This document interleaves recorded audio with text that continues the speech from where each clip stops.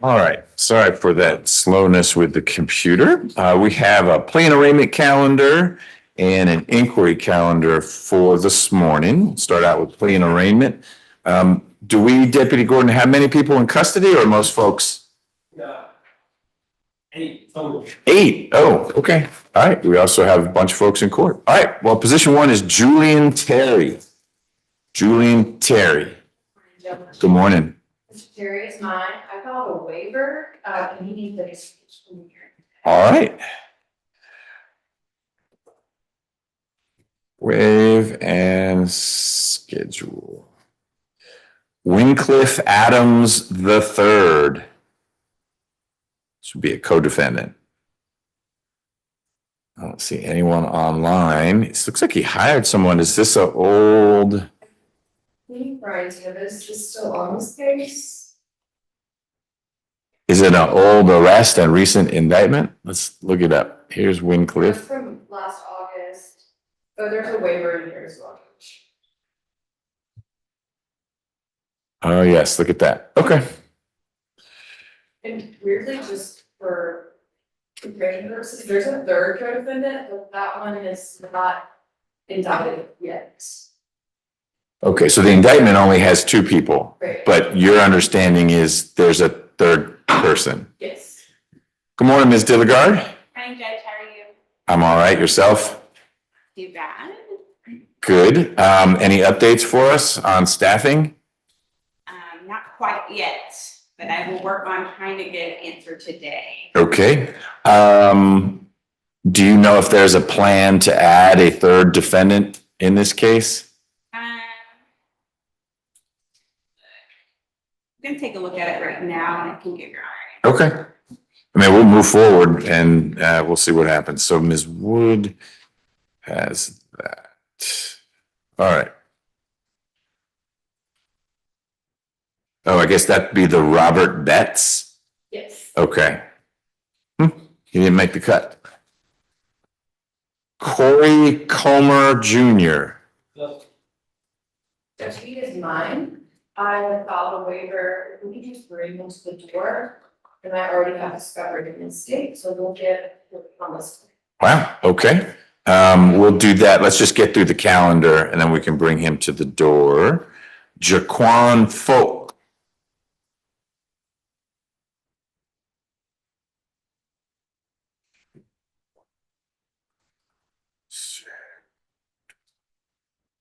Oops.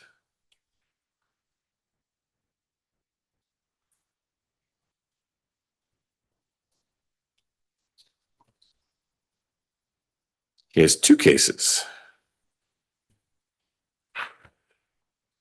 Ms. Cabrera is listed as attorney. Oh, she did a waiver. All these waivers. All right.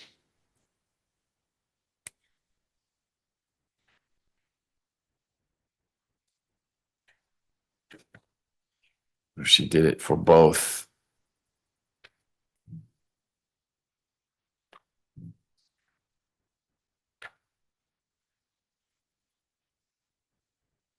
Yep.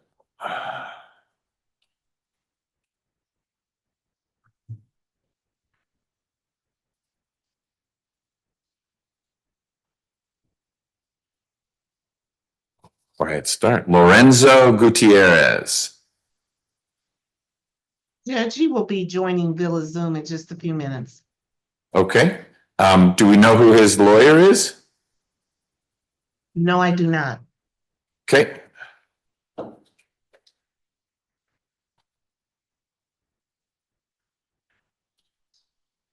Is Mr. Cozzoli, that's a colleague of yours? Yes, sir. And he works at our office. I didn't have any good contact information, so I don't know how he got, I don't know if he hired and that's how he got the link, but I can talk to him. Okay, we'll see if he shows up, what's going on.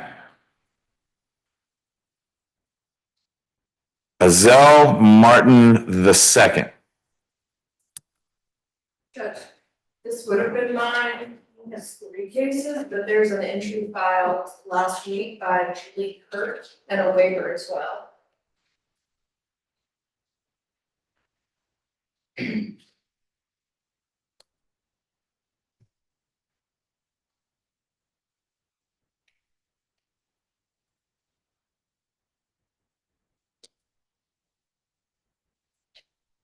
Is that okay?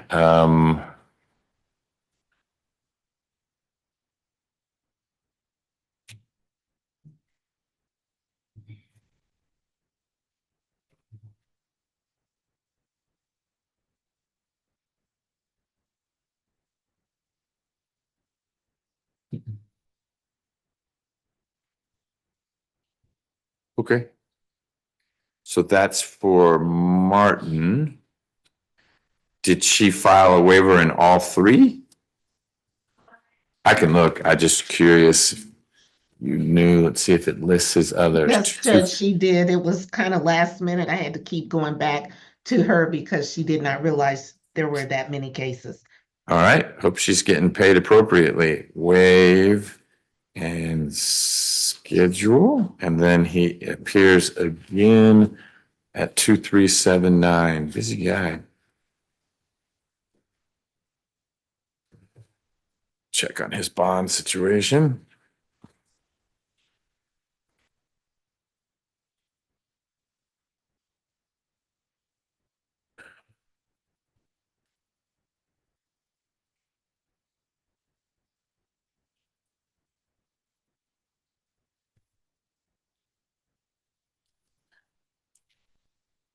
Okay.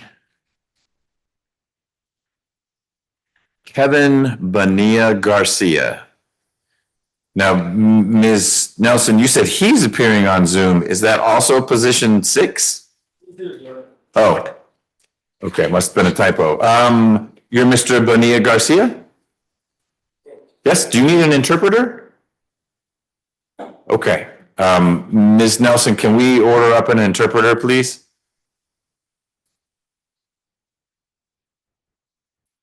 Yes, Judge, his attorney filed a waiver this morning, Mr. Wallace. Of course he did. Okay, we should still get an interpreter here if we can, just so I can explain to Mr. Bonilla what's happening. Okay, and position number 6 is on the call. Thank you.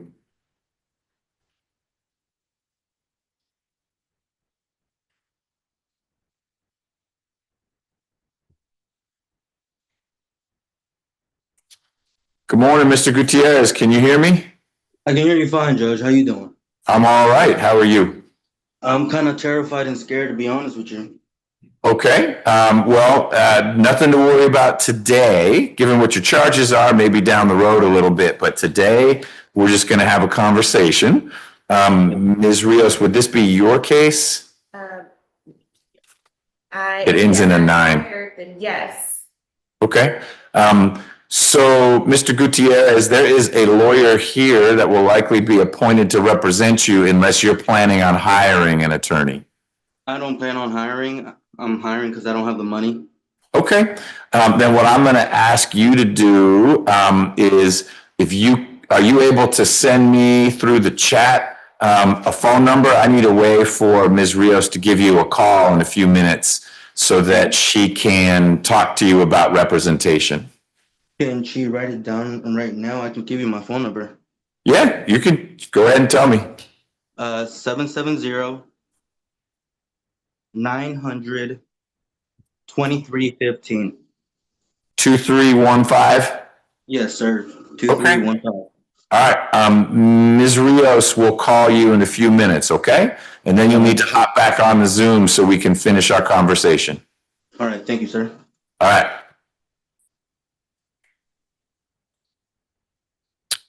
All right, Ms. Rios, little project for you when we're done with this. We have Mr. Bonilla. How about Deontavius Huey? Your Honor, I have had contact with him. I will try to give him a call. All right. We haven't had a meaningful conversation. That's why I haven't been able to file the waiver. All right, we'll see if he connects with you. Alvin Goodwin? Your Honor, he is in, I have spoken with him. I tried to file a waiver and I didn't realize it was rejected. So I just filed it again this morning. I filed it Friday when I finally got in touch with him. He's in a rehab in Augusta. And he does not seem phone savvy. So I sent him the Zoom link just in case, since I knew I just found out the waiver didn't go through. I'm asking for it not to be filed since I have talked to him and I know where he is. Okay, is he reachable? I understand he may not be able to hop onto Zoom, but like you've got a phone number where I could call him and confirm he's there and alive and everything? Yes. Okay, Can you email you his phone number? yes, please. Timothy Haynes? He should be in custody, Judge. Okay. Did you already do a waiver, so he needs to come to the door, or he should come on out? No, Judge, we should probably wait on this one. This is one, he's already pled. This is an issue with. Oh, this is an inquiry that snuck onto the, okay, Yes, yes. it's, he was going to the courthouse and then the decapital pops up and now decapital can get in, and so we just need to talk about that. Okay. All right. Oh, he's got two cases. Yes, Okay, he's pled to both. yes. Okay, and then we've got Ulysses Greer. Hey, Mr. Greer.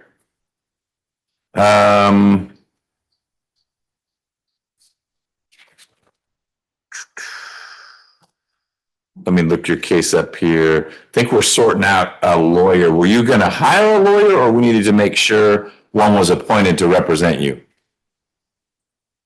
Can you say that again? Okay. Okay, you have had a lawyer appointed to represent you. I'm gonna get you her contact information. She waived arraignment on your behalf, which is good. But I want to make sure when you leave here, you've got her info so you can give her a call. And you're gonna leave me with your info so she can reach you, okay? I probably do, but I gave it to someone on my team who may well have passed it on to Ms. Cabrera, but we're gonna do it again just to make double sure. So, we are almost through the calendar. When we take a break, if you will write your stuff down on a note card the Deputy Gordon gives you, I'll get you Ms. Cabrera's contact info. We'll trade and you'll be good to go. All right? Anthony Cook. Hey, Mr. Cook. I'm doing okay. Let me look up your case real quick here.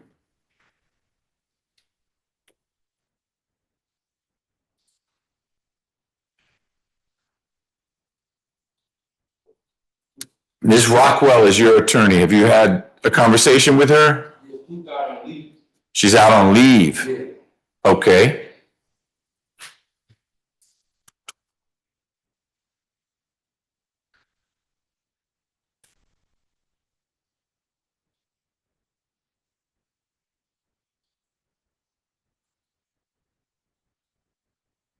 Okay, well, I appreciate you being here. Let me make sure we've got good contact info for you.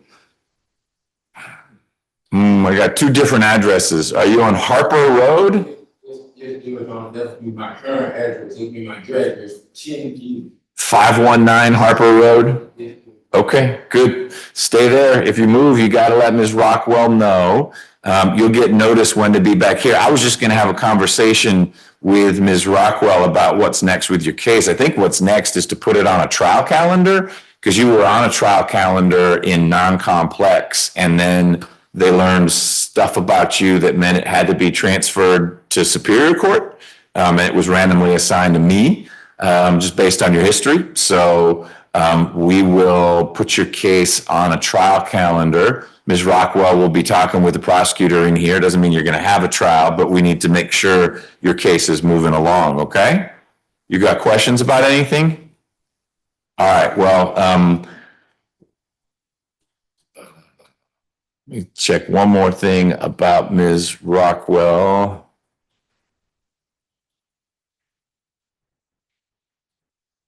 Yep, she's on leave, so we will get her back in here when you can be here. But like I said, it will likely be for trial in your case, okay?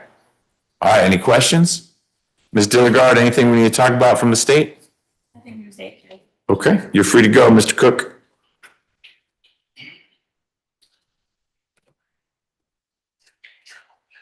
Alton Jordan.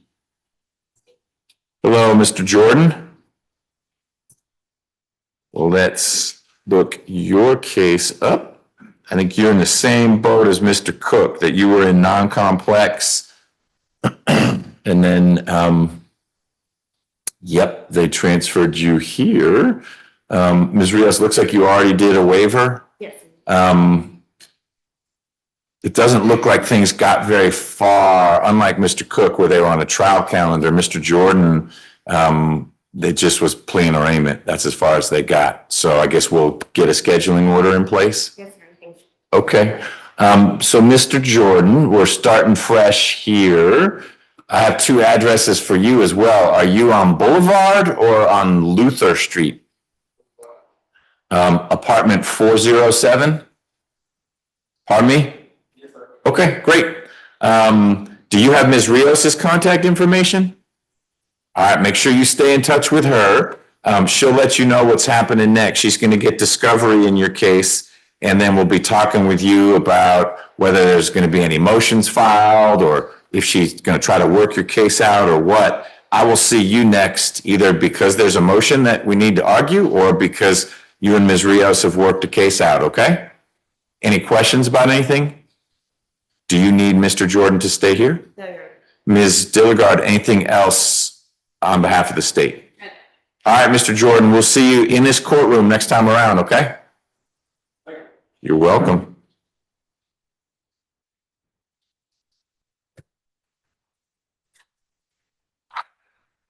Catherine Tiggles?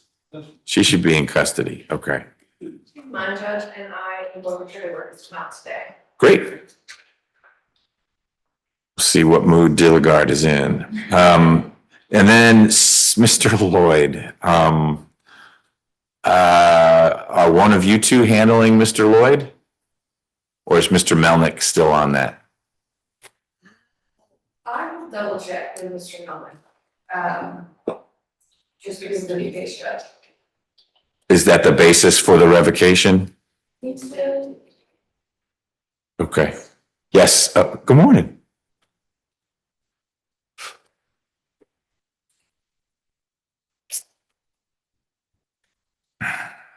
But it looks like he doesn't have Mr. Mount for the new case, so I'll speak with Mr. Lloyd, Judge.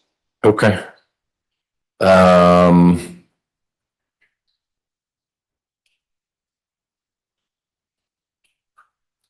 So the aggravated assault, has it been indicted or it's a PI still?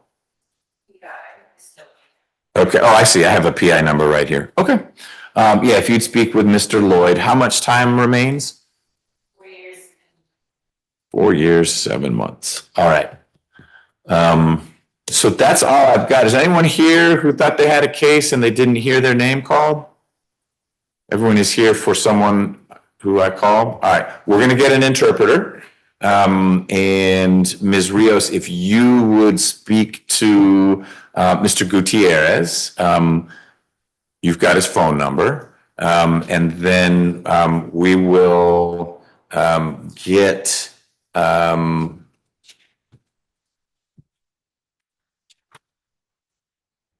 Mr. Greer, you'll write down your info. I'm gonna go get the info for your lawyer. And once you get that, you're good to go. Okay? Anything else before we take a quick break? Ms. Nix, good morning. Pretty good. Did you have a case on here? I'm here for Mr. Goodwin. He is not here. Ms. Rio asked for, not to issue a bench warrant. You were gonna try to get in touch. Oh, right, I'm gonna give him a call. So you can come stand right over here when we call him. Do you have a phone number you wanna, oh, you sent it? Yeah, All right. I could call him. I don't know. how to- No, call him right here. Okay. I wonder if it would be better just to reset the arraignment so that he could be here. I think how long will be in the rehab as a guest? So I was gonna ask him how long he's down there, and if there may be a way we could set up a Zoom or something. But mostly I wanna hear his voice. So this thing already is, he's registered, that's. Right, that's the complicated part. I was having a case with someone who lived in Fall County, so it was like, So this was happening. You did receive registered as a trust, or July, as a member of your genetic.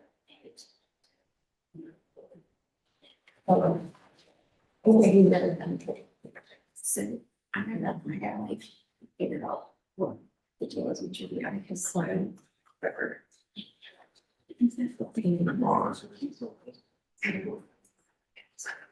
yeah. Yeah.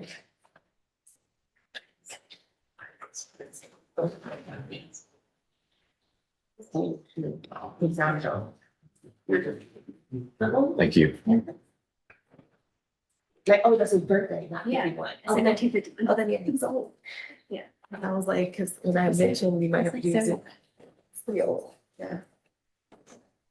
Getting my checks. Yeah. Okay, I would thought to me. Is this number supposed to go to him or to the center? Him, because I've spoken with him and he's called me back on this number for. Hey, is this Mr. Goodwin? Hey, Mr. Goodwin, this is Judge McBurney. You were supposed to be here in court today, but your lawyer, Ms. Rios, told me that you are getting some help down in Augusta. Is that correct? Okay, how long are you going to be there? Till August 1st? And did you get involved there on your own, or is it a part of a sentence in a case, or how did you connect with these folks?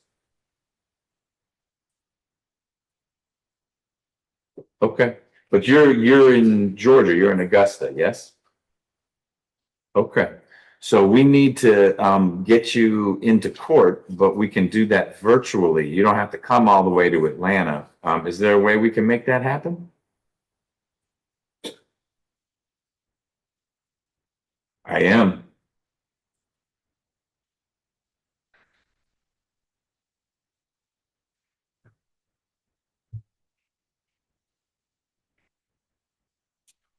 Okay, well, that's something, I don't want you to get into the facts of your case. You can talk to Ms. Rios about that. But the place.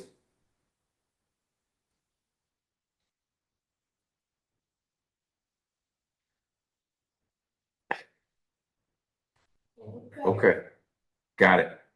But you're out now. You're out now. Okay. Um.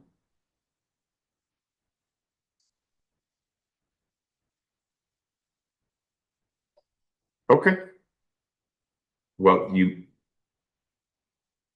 okay, but now you're getting some help in Augusta, is that right?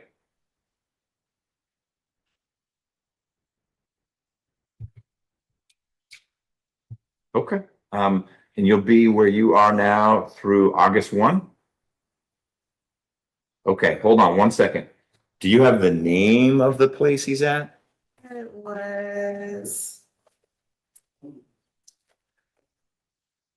Charlie Norwood. Is it my hand, Charlie Norwood Rehab? Okay. Mr. Goodwin, what's the name of the facility you're staying? Okay, and that's in Augusta? Okay, is there a phone number there? I know this is your phone number. Is there a phone number for the facility?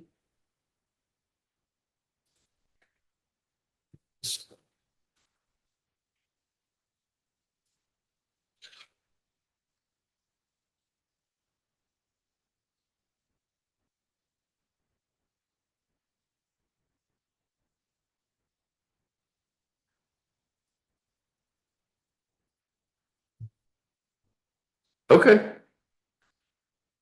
He says he's never been in Fulton County before, so he's mad at you.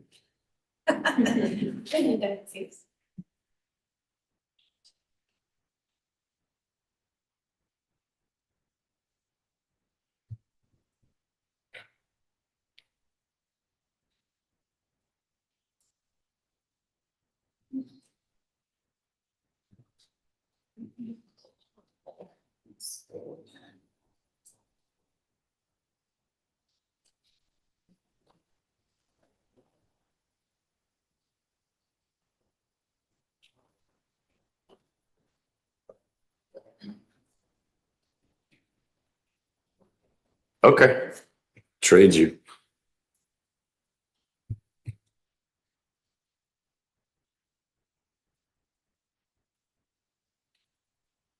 Yes, sir.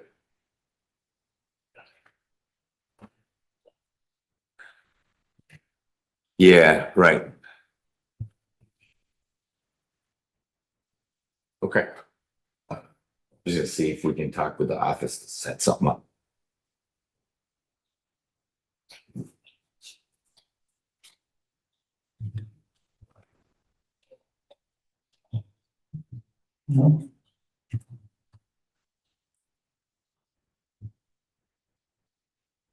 Okay, yeah, it was 7:06.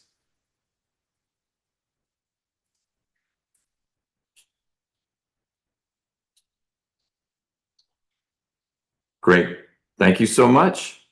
All right, Mr. Goodwin, Ms. Rios will be giving you a call sometime soon, okay?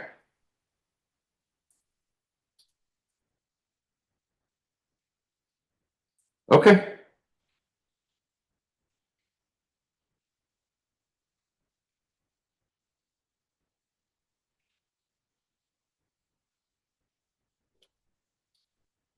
Okay. Okay.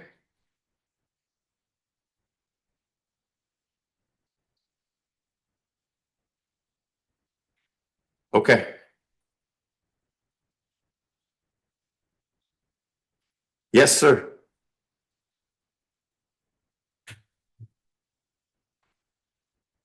Okay. Sounds good. Bye-bye. Okay, so I have a phone number for the facility and the name of the facility and got to speak with Mr. Goodwin. Yeah, Charlie, we're good. Yeah, medical something, something. I'm gonna look it up. But I'll get you that in a minute. I don't want to keep other folks waiting around. You got Mr. Greer. He's done. Okay, all right. Anything else? Oh, yeah, we were gonna bring, if we could bring Mr. Comer to the door, and then we need to bring Mr. Haynes. Oh, Haynes isn't playing arraignment. Did you need to talk to Mr. Haynes, or that was a? We just need to figure out, I think, need to be a citizen's obligation or what. Okay, well, let's take care of Comer first.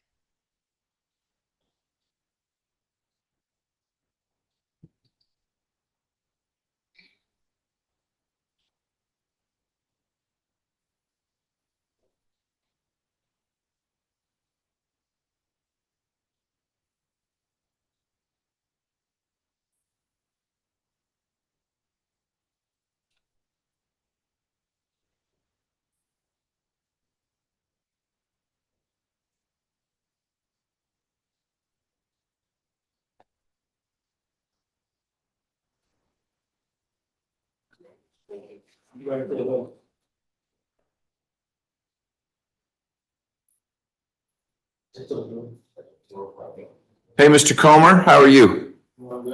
I'm Judge McBurney. Your case has been assigned to me. Ms. Wood is your lawyer. She's already filed a waiver of arraignment in your case, and she already has discovery in your case. So we are moving at a good clip. I wanted to introduce myself and just let you know the next few things that would be happening. Ms. Wood will go through discovery on her own and then meet with you to talk with you about what's in there and what's not in there, and to discuss whether there are any motions that she might file on your behalf. An example would be, and I'm making this up, I don't know anything about your case. The police talked to you, but they didn't Mirandize you, and the state wants to use the statement you gave, and maybe it's not a clean statement. So Ms. Wood, would file a motion to suppress that. If she files a motion like that, you'll come back here for that. We'll have whatever hearing we need to have on that. If there aren't motions like that that make sense in your case, then I'll see you again for what we call final plea, which is the last time to work your case out where you could withdraw your plea if you didn't like the sentence you got. Given what you're charged with, that's usually pretty much a non-event because the state offers you life, and either you're going to work it out at that or you're going to want to go to trial. So my goal is to get you into court for trial as soon as makes sense. And that means Ms. Wood needs a chance to go over the discovery and talk to you about it. And you may have witnesses you want her to try to find, and she'll work on that. Okay? Any questions about any of that? All right, Ms. Wood, anything else on behalf of Mr. Comer? No, Judge, thank you. Mr. Abadi, anything from the state? All right. Do we have any GBI processing that still needs to happen? Yes, Your Honor, there is a list of evidence that they, it's at GBI, but it's not. It's in the queue. Yes, Your Honor. Okay. All right. Ms. Wood, was the discovery particularly voluminous? A million videos, no videos? I don't know if you've had a chance to even flip through generically what it is. So there's substantial ring video footage, but I haven't sorted through it just yet. Okay. The larger case file, 2 records. 2. Yes. Okay. All right. Well, we'll get a scheduling order out and see how it flows. Thank you.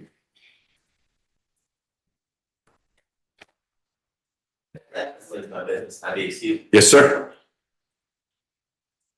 Maybe excuse it? Yes, what I will do is see if we can get Mr. Goodwin on a Zoom by working with the facility rather than having Ms. Rios try to work with Mr. Goodwin. I'd rather not pull him out of there if he's getting good treatment. They're not going to tell me what's going on there. My goal is just to see if we can get him on a Zoom call. Yes. And we'll let you know when that's going to be. All right.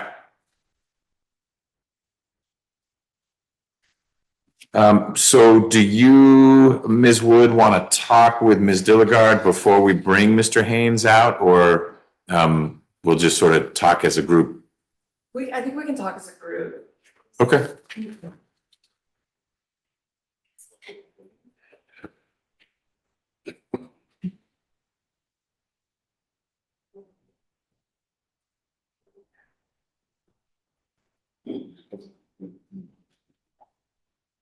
We held a discussion. Can you bring Mr. Haynes out, please? Judge, while they're doing that, can I ask you a question?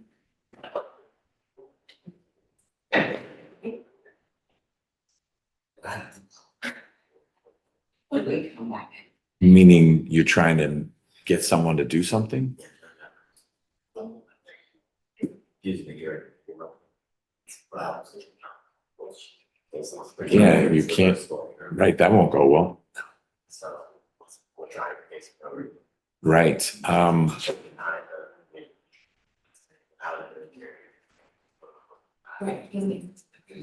He can take a seat at the table. Okay, sorry. Yeah, I do. That's odd because it's a defense motion. Who's the lawyer?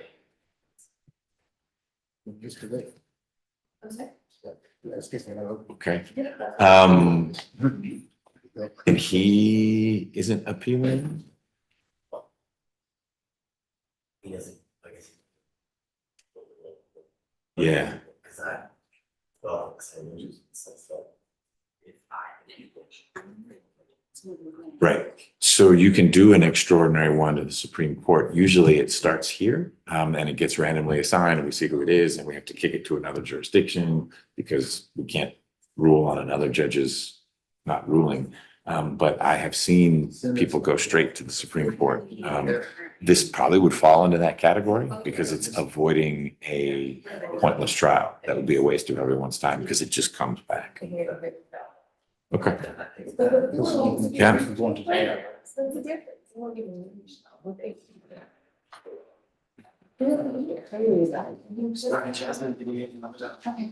See you guys. Lazy, I may see you later, I guess. Oh, yeah. Any report from downstairs as to what's happening? Ms. Lake says the number one position is going, so guess we'll see. That's the man of the soil. That's what he's calling himself now. That changes, I'll see you later. Yeah. Have a good day.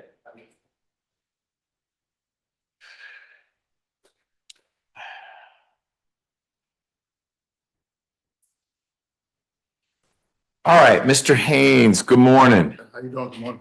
I'm all right. We're trying to figure out what's going on with your cases. I'm going to call one up here and see. It sounds like maybe you got stuck.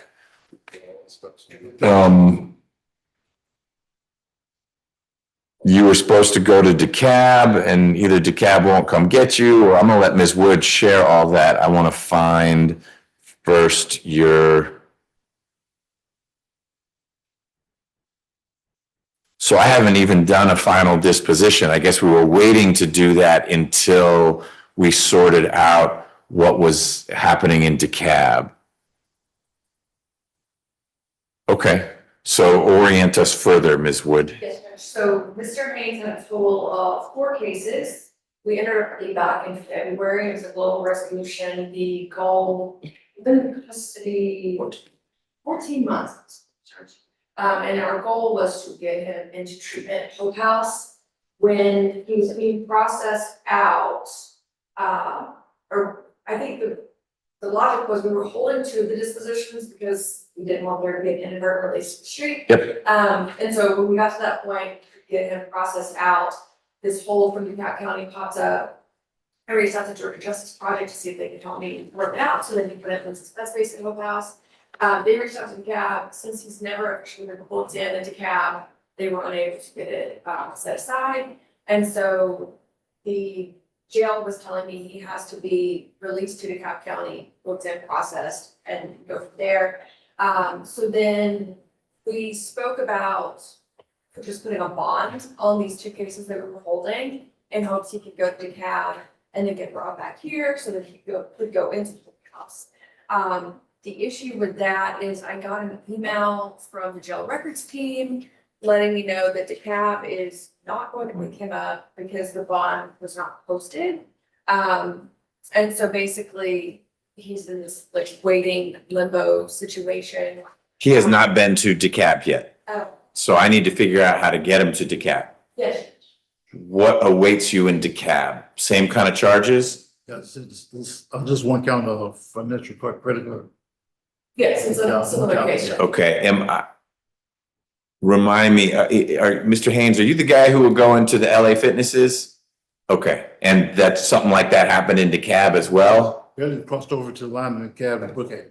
Okay, Right on the borderline. okay, that's right. The counties are next to each other. It's Yeah. easy to get from one to the other. Really across the street.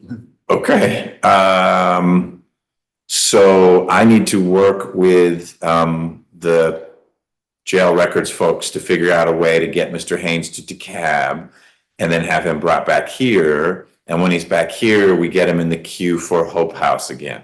That is the goal. Okay, that's how I'd want to do it as well. One fix would be to do final dispositions for the other cases. But then what would happen is he would be released from DeKalb, and that's not where things need to be. So, let me work with the jail folks to figure out the best way to get you to DeKalb. And I'll take whatever step I need to take, whether that's doing a bond and then putting a hold right afterwards. It doesn't always work because DeKalb sometimes seems to ignore the hold. But we'll figure something out this week, Mr. Haynes, to get you over to DeKalb. And you think the only thing you have in DeKalb is it not even indicted yet, or it isn't? Read it off to me, it's only. Yes, it's not a yet. Okay, all right. So then I guess your hope would be that you get a bond in DeKalb so you could come back here. Was the actual case today gonna be handled, so I can go to the cab? That's what I'm gonna do, is figure out how to get you to DeKalb. Hold on one second. I go from Hope House, cab to Hope House? No, probably not. You'll probably come back here, and once we know you're safely back here, we get you in line for Hope House again. These same sentences for the cab, they can probably go along with it. I don't know what DeKalb's gonna do. They may not, if they haven't even indicted you yet, they may just need to process you and then set a bond, and then you come back here. Okay, I'm just looking at the final disposition in one of your cases. Yep, enter into and complete Hope House. And a behavioral incentive date, all these good things. Okay, so Mr. Haynes, we will figure out how to get you to DeKalb, and then hopefully that gets you back here. If for some reason you go to DeKalb and they just release you, you should reach out to Ms. Wood. Yeah, I already got the information to apply at Hope House. Good. If you end up either reaching out to Ms. Wood or going straight to Hope House, I'll fix this other stuff. But the ideal setup will be we send you to DeKalb, they do what they need to do. We bring you back here to Rice Street. And once you're back here, you let Ms. Wood know, she lets me know, and we get you to Hope House. Still contact Ms. Ross for the, that's who I was getting. Okay, whoever Ms. Wood tells you to contact. All right, anything else on your side? You're welcome. Ms. Dilligard, I don't remember if this happened. Yeah, it says you got your name on it. So did you do these, please? Yes. You've been here for a little while. So we're just gonna hold on that and see if we can get Mr. Haynes to DeKalb. Any questions, Mr. Haynes?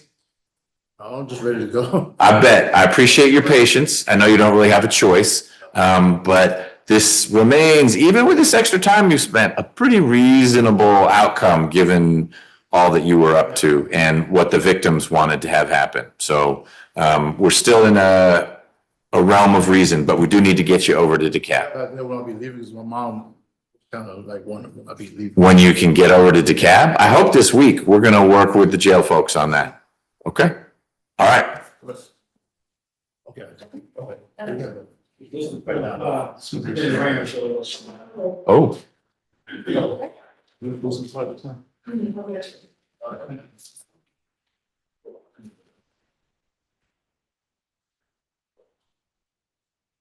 what number? 4 and 5. On Plea. Thank you.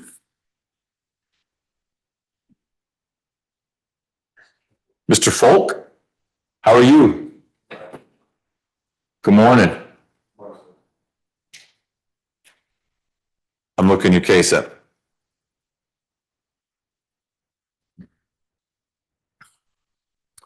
So your lawyer is Ms. Cabrera. She was appointed to represent you unless, are you planning on hiring a lawyer or you need a lawyer? Need one. Great. You got a great one. She is not here today, but she filed a waiver of arraignment in both your cases. So she's going to get discovery in your cases and reach out to you. Let me make sure we've got good contact info from you, and I'm going to give you Ms. Cabrera's information. Okay? So I have two different addresses for you. One is Summer Crossing in Sandy Springs, and the other is Belmont Drive in Alpharetta. Sandy Springs is good? What's the apartment number? Okay, good. So we've got good info there. If you could write down on a note card that Deputy Gordon gives you good phone numbers for you, I'll get those to your lawyer, and I'm going to give you the lawyer's number. You bet.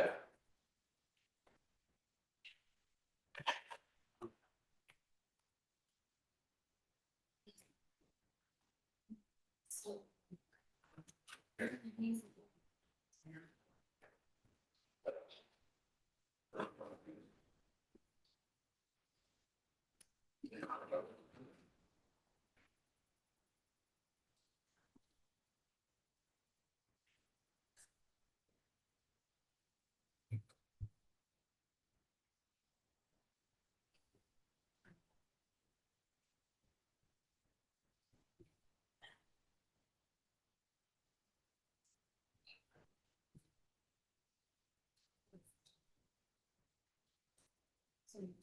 you. If you wait right here, what?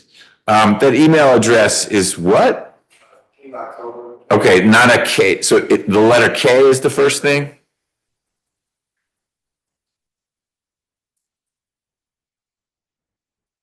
'84? Yes, sir. Okay.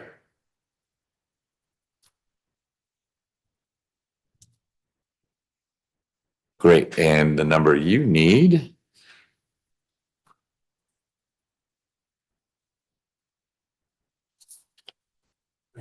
Right there.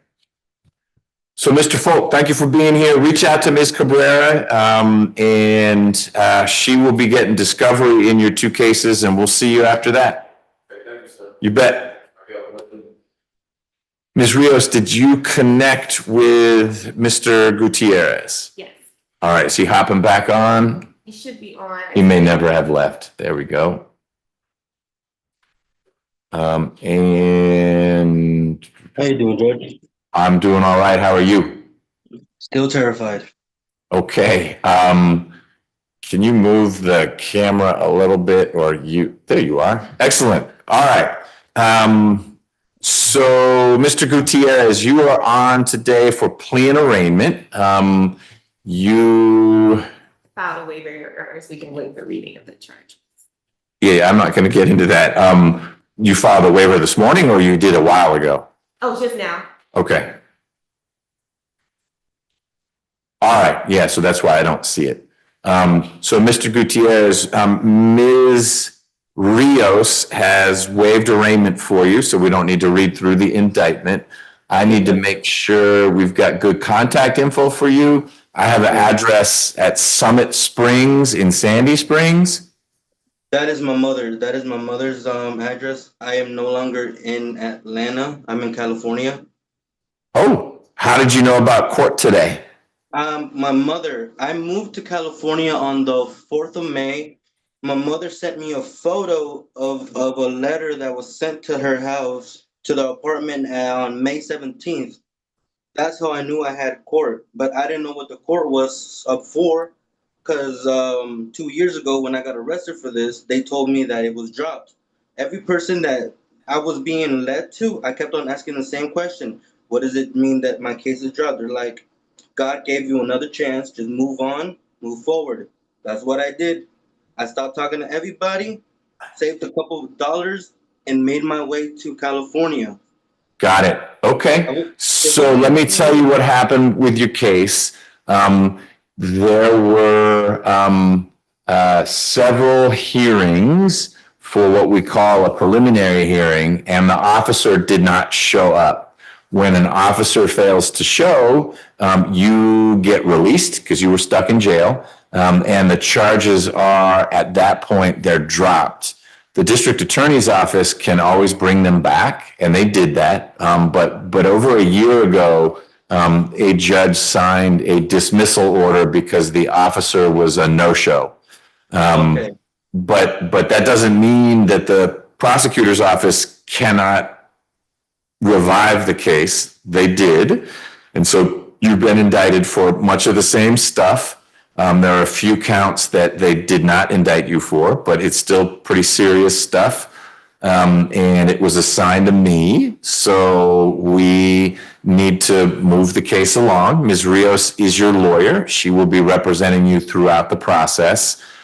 She's going to need to, do you have his new address? Yes, I'm filing a change of address now. Okay, so we'll get your address updated.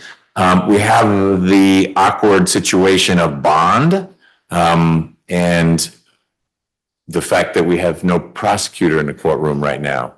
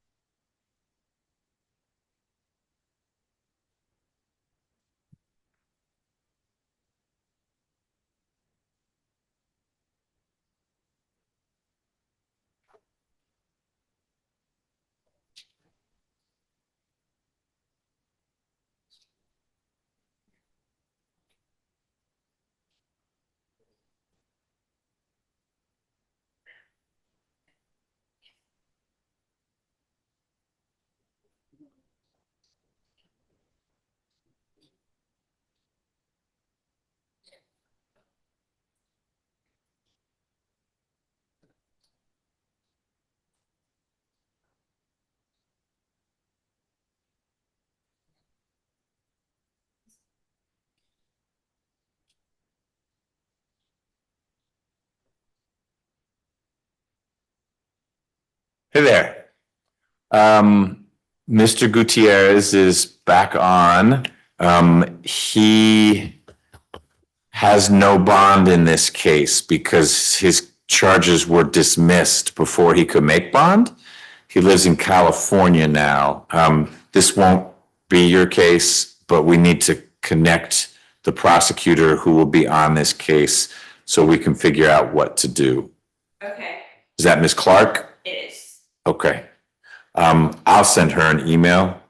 But Ms. Rios and Ms. Clark are going to need to work through how that's going to work. Mr. Gutierrez, what part of California are you in? I'm in Huntington Beach, Orange County. All right. Ms. Rios, is there anything else we need to cover at this time? Okay. Mr. Gutierrez, do you have any questions about anything? On the long run, I just hope that if I have to fight my case, I can fight it in California, because I was arrested down here and already taken to Rice Street. I don't like what I saw on Rice Street. I don't want to go through that again. Okay. I hear you on that front. I wouldn't want to go through that again either. But the bad news is, if your case is going to move forward, it will move forward in Atlanta, Georgia, as opposed to Huntington Beach, California. So you and Ms. Rios will need to talk about that. You don't need to make plans to travel right away. But we do need to figure out what's going to happen with bond in your case. So you just need to stay in touch with Ms. Rios. All right? All right. Anything else?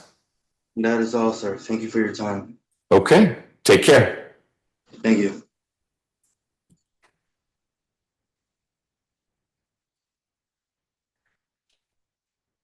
That one's going to be complicated.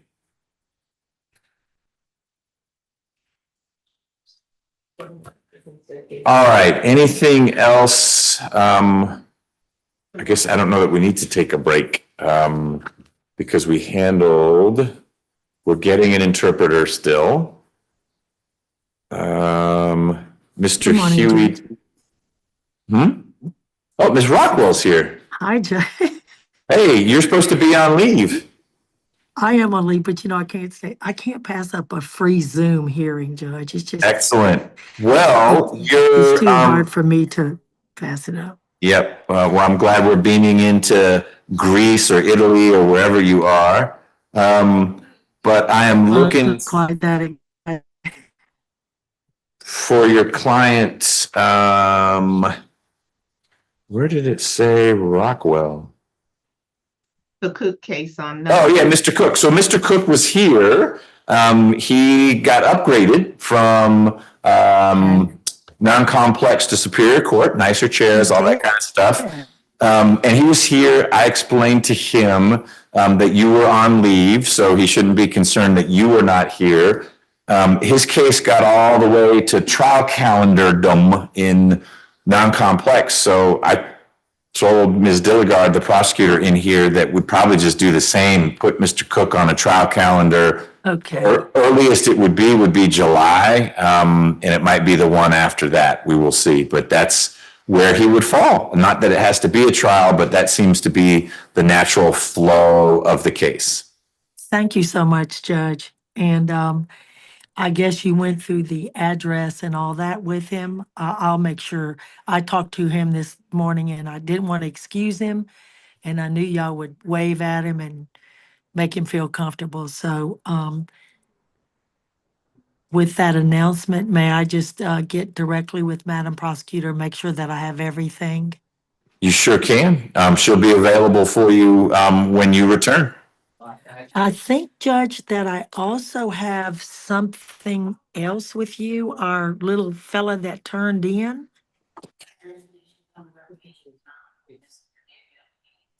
Is that this afternoon? Uh, Thursday. Yeah. The guy who had the funeral. Yeah, that's yes, Thursday. sir. Are you Thank back? so much, Judge. It looks like that went without a hitch, and you will see me in person for that. Excellent. All right. Well, we'll see you on Thursday. All right, Judge. May I be excused for now? Yes, ma'am. And you know you have the best staff in the courthouse, right? That's what they tell me. Thank you so much, Ms. Nelson, for creating the Zoom. Appreciate it. All right, bye-bye. Well, is it summertime now or you have? Hey, Ms. Clark. Hi, Judge McBurney. How are you doing? Well, just a little confused because your name's not Latika Montgomery, but there you are. I'm sorry, Judge. I muted myself. My apologies. That's okay. So we have a situation. You have position 6 on the plea and arraignment calendar, Mr. Gutierrez. Okay. He's already been excused. He was on the call. He dialed in. He lives in California now, Southern California. He was concerned because he had been told that his case had been dismissed, which is correct, because the officer didn't show. And I explained that it's back, and it has been indicted. But we're in one of those situations where he has no bond because, of course, the magistrate threw the case out when the officer didn't show repeatedly. So these are pretty serious charges. He's in California, and he has no bond, but not in the sense of like there's a bench warrant or anything. It was a direct indictment and no one got a grand jury warrant. So I just wanted to put that on your radar. Ms. Rios has done a waiver, and we'll move the case along. She's doing a change of address, so we'll know where Mr. Gutierrez is staying. And I guess you and Ms. Rios should talk about what you want to do about bond. Okay. All right? Okay. All right. Do you want me to come down, Your Honor? No, I mean, Mr. Gutierrez is already gone. He was dialing in from some restroom in California and he didn't need to stay in there anymore. So we did the waiver of arraignment. And I was going to go over his bond conditions with him since he was way out in California. And that's when I noticed, well, he doesn't have a bond because his case was dismissed and he was released from jail. And then there was a direct indictment. Okay. All right. All right. That's it. Thank you. Take care. All right. Yes, sir. All right, Deputy Gordon, if you would get, do we have anything else that's ready to go? I know there might be a plea, but you may need to talk with folks. And so I'll come back out when we get the interpreter. She's on her way. So when the interpreter gets here, if you'd let me know, I'll come back out and we can speak with Mr. Bonilla. I think that's it.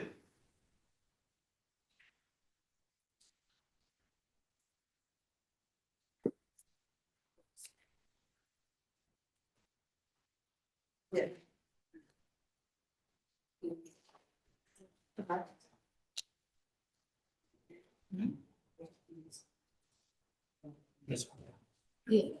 Okay, thank you.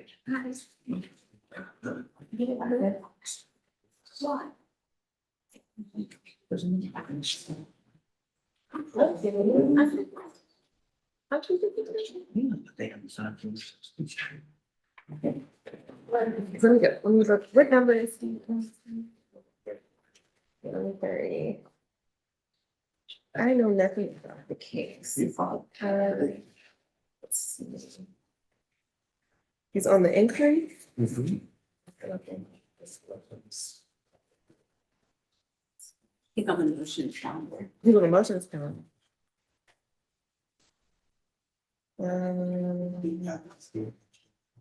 Okay. Yes. I don't think it's my case. Let me just. Yeah, I didn't look up anything because I think I saw that you did a substitution or something. I did? Oh, I didn't. I'm sorry. I see what so many people. I forget who I'm talking to. Judge, sorry, I knew. No, I did want to make you aware that the motion to suppress hearing that's scheduled for this afternoon for Howard Cassell's, I'm going to be doing a no cross in that case. Oh, so let me look at that calendar quickly so we can see what's left. So Cassell's your null crossing. Yes. Oh, is Mr. Chang showing up or he knows? Contacted him via phone and email last week, but I didn't get to reach him, so I'm going to try again to let him to apprised him of it, but I believe, Well, either way, it's a null process. If he's here, he can hear the exciting news in person. Wade is still going forward? The 404B? yeah, I believe so. That's deputy. Okay, That's deputy Winfrey's case. okay, not you. And then the rest are not evidentiary motions. Got it. So the evidentiary motion went away. So much for the summer interns project. Sorry about that. Okay. Thank you. You want to go back? You can go through that door there.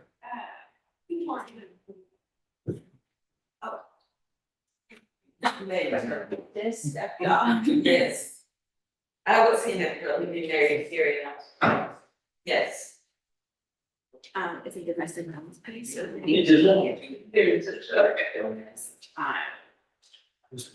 right now, it's actually, Amy Charles, but, transition, and that's what eventually we're gonna be. I just haven't looked at it yet.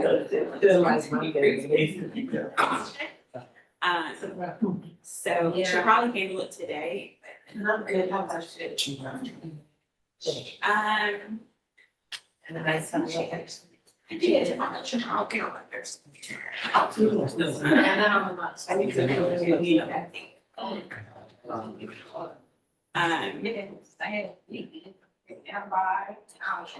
Yeah, the word.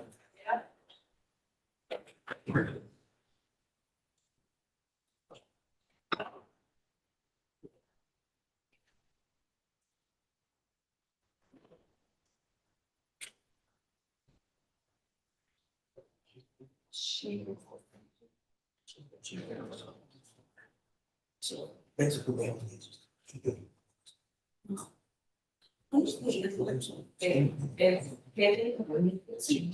That.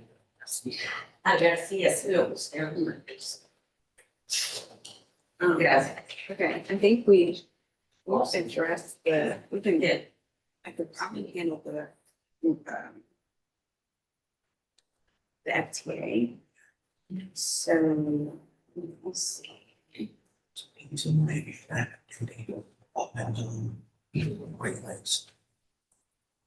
And this was previous court, he was in the first, he was an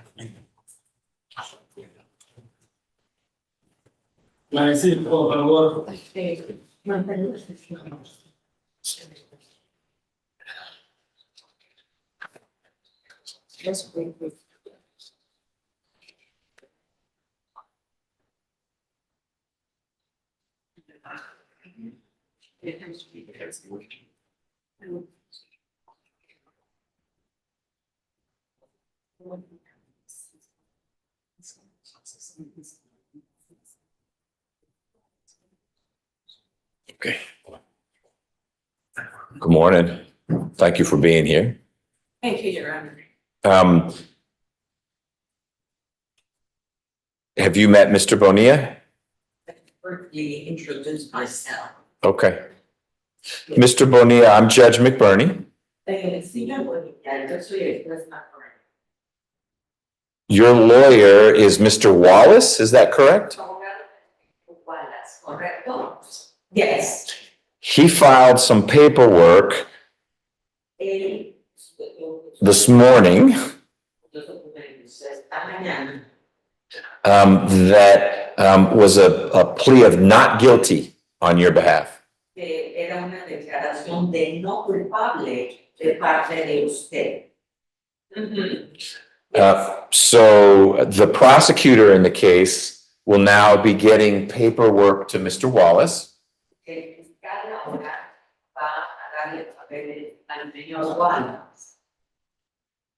And Mr. Wallace will meet with you to discuss that paperwork, the state's evidence.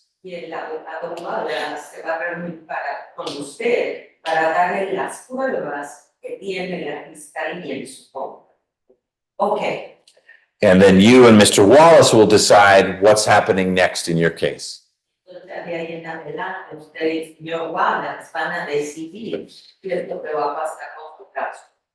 Okay, I need to know Mr. Bonilla's apartment number. yo necesito saber el número del apartamento del señor Bonilla. Usted lo tiene que decir. Here it is. Thank you for the send. You have to say it.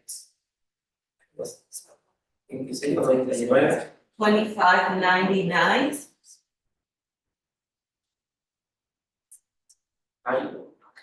Oh. What is-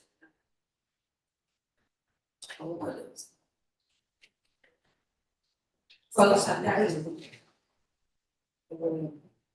it says 2599 High Tower Court, Northeast. Hay un número de apartamentos. Oh, there's Mr. Wallace. Ahí está su número, señor Wallace. Josh, how you doing? Perfect timing. We were just, Nice new car. it's just been a minute. We've had it for a while. I just haven't seen you for a while. I was just explaining to Mr. Bonilla that you had filed a waiver of arraignment, which was why I didn't know you were going to be here today. I was asking him for his address because the address in the system doesn't seem to match up. I'll update that today. Great, we've got a change of address form right there. But we saw your waiver of arraignment, and so I was just explaining through the interpreter that you'd be getting discovery and that you'd be meeting with your client, and you two would take it from there. Great. Anything else on behalf of Mr. Bonilla? Nothing further, I mean, Okay, it's like, we'll give it the state, I think Good. it's something that will possibly get resolved. okay. If you would get a change of address form, I think it's the last one on that shelf there. All the way down. There you go, because I think his address is, I know it's different. Go for it.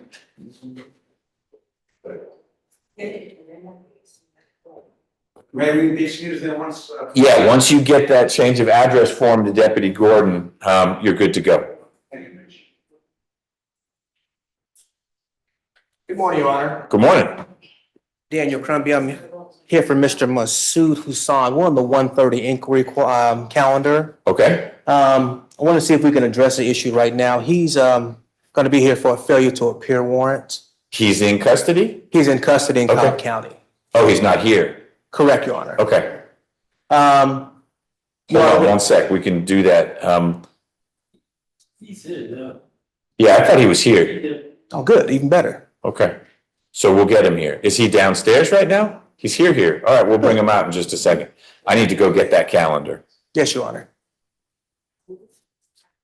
They look like they're all set. All right, let me go get that calendar, and we can do that. Thank you, Your Honor.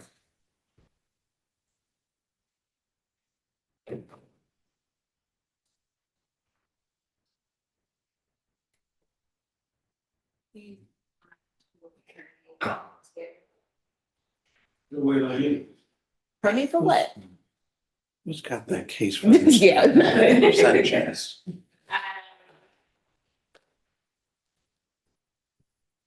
Was Philip Johnson on that 30? Okay, because we could send him down. Yes, Eduardo Sanchez. Sorry, Kevin Bonilla. Hassan?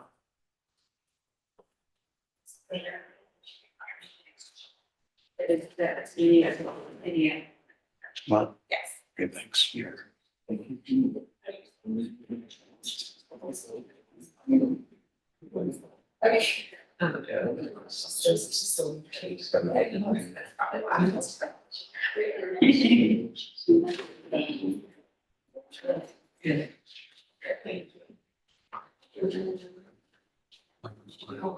So, how are you? I want you to look at the back of the room in the corner. Your wife is here. Look back there. Okay. We'll have a conversation afterwards. Right now, I'm trying to see if the judge will let you out. All right, so we can get back to Friday. Okay. And then we'll take care of everything else later. Okay. So you're gonna Cobb County? How they treat them? It's not good in Cobb either. Yeah, they good, but it's not an environment I want to be. No, I understand. I understand. The sheriff in Cobb is one of my buddies. Okay. So if there's something going on in this jail, let me know. I'm sure he'll want to know. Okay.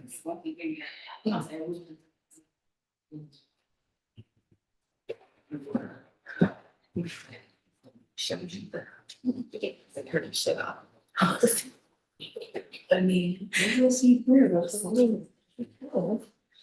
The breakfast is.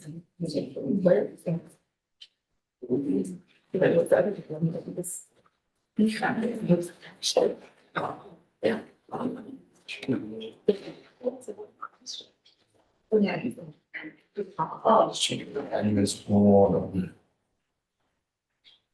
Very cool. Sounds good. All right. You're good to go.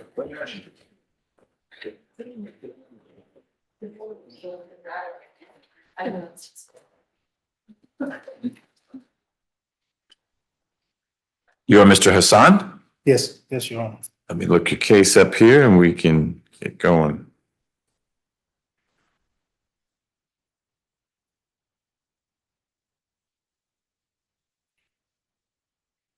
Okay,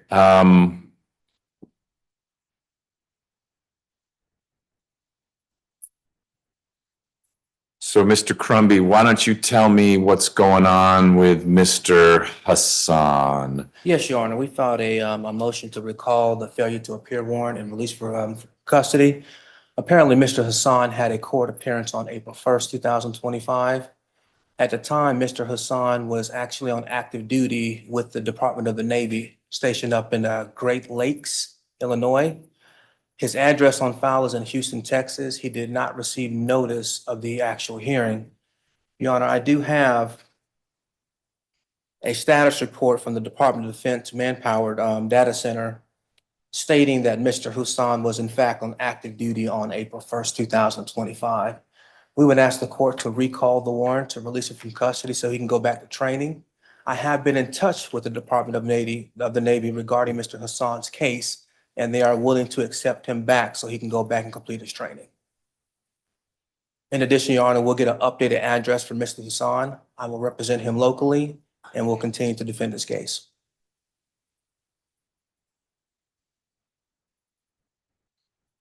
Mr. Hassan, what's your current address? 7320 Boone Road, Houston, Texas. Okay. You used to live on Oak Street in Fairburn? Never had that address? I do, but I stopped. We don't live there any longer. I don't live there any longer. No, at some point you lived there. Yeah, before the incident. Then you moved to Houston. Yes. Okay. And what branch of the military are you in? US Navy. And what are you doing up in the Great Lakes?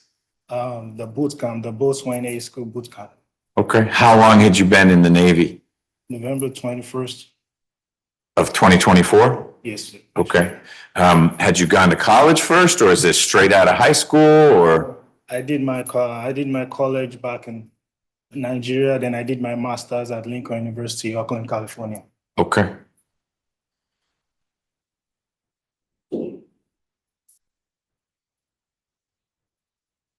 All right, so I think we've got the right address in the system because I've got the Boone Road here. So we're good now with address. Your Honor, that's his address when he resided in Houston, Texas, but while he's in boot camp, he has a different address. Yet another address. Okay. How long are you in boot camp? I've been in boot camp for, it's gonna be 6 months, but I got like 4 weeks left, then I go into the fleet, sir. Okay. Your Honor, based on my military experience, more than likely, Mr. Hassan will be recycled to another company when they start training, and he may have to restart training. Okay. Meaning he might not be up in the Great Lakes. He could be somewhere else, or he'll go right back where he was, but have to restart things. He'll go back to the Great Lakes to restart. Okay. Got it. So your bond order, which is from a long time ago, the main condition was to stay away from Rakita Amey, A-M-E-Y. Does that name ring a bell? Yes. You know who that is? Yeah, that's my wife. Oh, are you still married? Yeah, we're still married. and she is present in the courtroom today, Your Honor. Are you Ms. Amy? Yes, yes. How are you? I'm fine, how are you? I'm doing all right. So the bond order, we'll probably need to modify that. I don't want, Mr. Hassan to be violating his bond, but the main conditions of the bond were to have no contact with you and to stay away from that Oak Street address. Are you down in Houston now? It made, I couldn't go because it just made everything different. We had to separate. Okay. You would like to still be together? Okay. Would you be up in the Great Lakes or where are you in Fairburn now? No, I'm looking to see if I'm done now. Okay. If it's bond condition lifted, I can just be wherever it is, and like, it would much easier. Okay. Are you working? Yes, I work at 24-hour home care, North Africa, constantly service being safe. Okay. Would you be able to do that kind of work? Yeah, I can pretty much do home and caregiving anywhere. All right. Ms. Dilligard, the bond order was entered in August of 2023, so it's coming up on about 20 months old. Do you have any opposition to modifying the bond to change it to no violent contact with Ms. Amy? Judge, I would not, I would ask for just 1 second to speak with the victim. Sure. Okay. What's happened in the time that has lapsed. Nope, fair request. So Ms. Dilligard is the prosecutor on the case, and she understandably wants to chat with you a little bit to make sure you understand what a bond modification would mean. And I think you've very eloquently expressed what you'd like to have happen. But Ms. Dilligard's going to have some common sense questions to ask you before she says, I oppose it, or I take no position, or I don't oppose it. Okay? So why don't you two chat?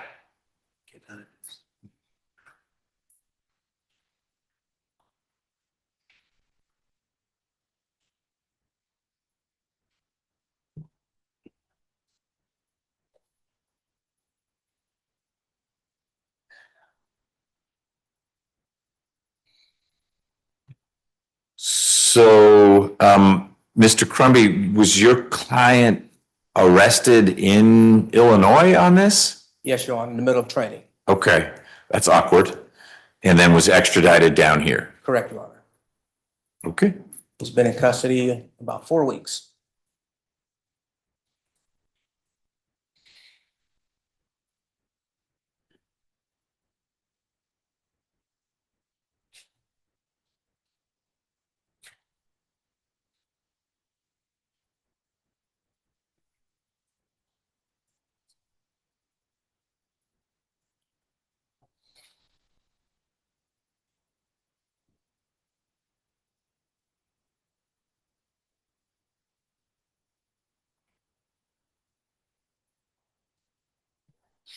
So, Mr. Hassan, if we reinstate the bond and I set aside the bench warrant, you'll just go straight back to Great Lakes? Yes, Your Honor. Okay. And do you know that they'll take you back? Yeah, my lawyer contacted. Okay. And they've indicated, I mean, this is what you already said, that he would return and they'll either reset him saying you're at day one of training all over again or whatever. Correct, Your Honor. Okay. Your Honor, as soon as he's released, I'll call the Navy legal team and let them know. And I'm Okay. sure they'll be in contact with Mr. Hassan to give him a report date. All right. Mr. Hassan, you understand that you may need to come back to court here from time to time when your case is being discussed. Yes, Your Honor. Okay. Depending on what we're doing, you may be able to appear virtually, meaning on Zoom. So you could stay in Great Lakes and just be on the screen. But there may be something we're doing where you actually need to be here in person. Mr. Crumby can keep you posted on that. Yes, Your Honor.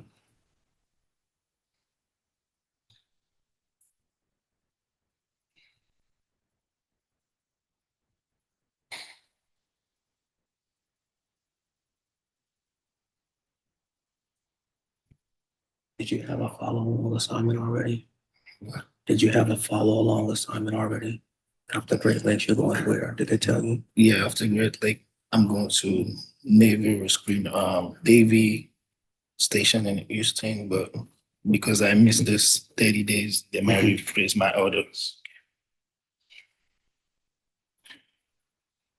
Whenever you change addresses, you gotta let me know. Okay? Cause I have to file it with the court. Okay?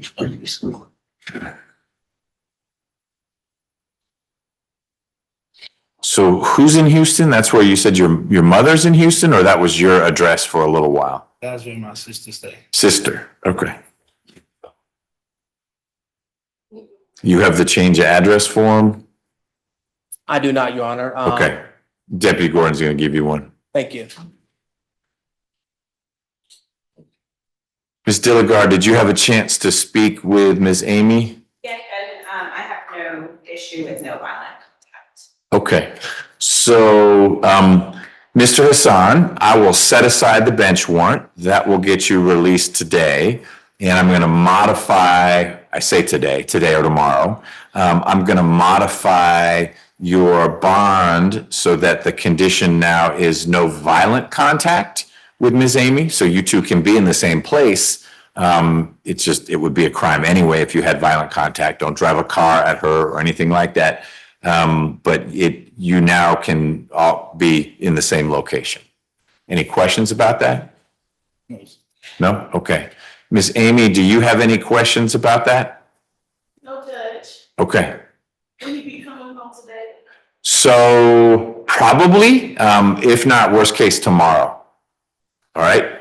Mr. Crumby, anything else on behalf of Mr. Hassan? No, Your Honor. Thank you for indulging us. Well, it's what I'm supposed to do. It's not an indulgence. If you would fill out that change of address form, once you've done that and gotten it to Deputy Gordon, you're free to go. Thank you, Your Honor. I guess you're in Cobb. You got the orange jumpsuit. They're housing you in the Cobb County Jail? Yes, Your Honor. Okay. You see the Fulton County is overcrowded. That's why. Is what? Overcrowded. It is full. You're as jails go, you're in an okay space. But hopefully you'll get out today. If not, it'll be tomorrow. All right. Thank you, Your Honor. Thank you, Your Honor. You bet. As soon as you get a wish, you call. Yes.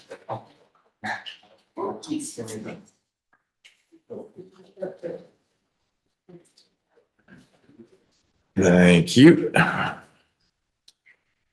Not sorry, I've seen it in the hearing and I came right away. No, I appreciate it. You were not on the schedule. We didn't know, Mr. Bonilla had not been identified yet as someone in need of these services. Yeah, I'm just gonna make notes. There you go. Thank you. Thank you.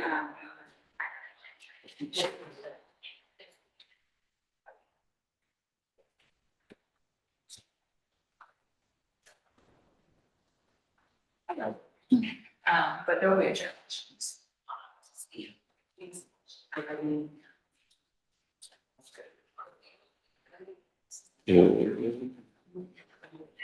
Ms. Rios, Mr. Huey never made it. I think he has a warrant out anyway, but there'll be a bench warrant now.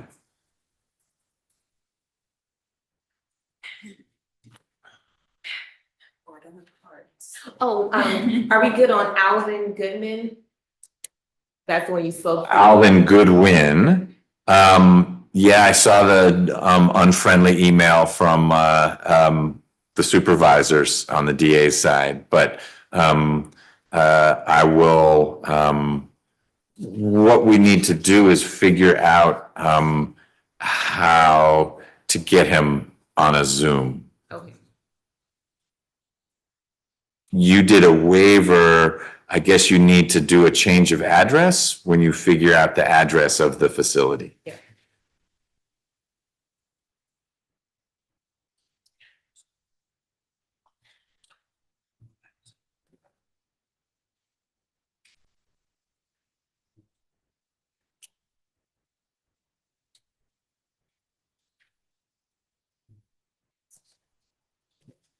Um,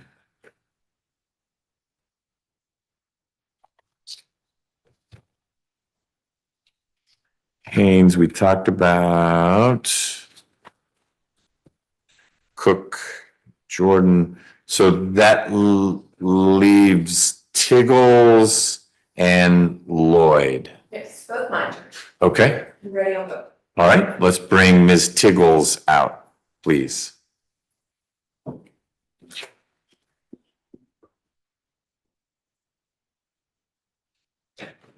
I don't think we've ever had a military person arrested mid-military-esque. That was. Judge, as a former JAG, I've seen it all. I'm sure you have.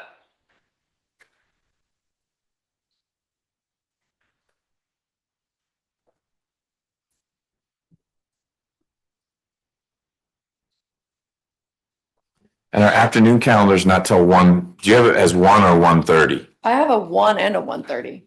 Oh, okay. All right. If you have any questions, just let me know. Stay away from the mic, okay?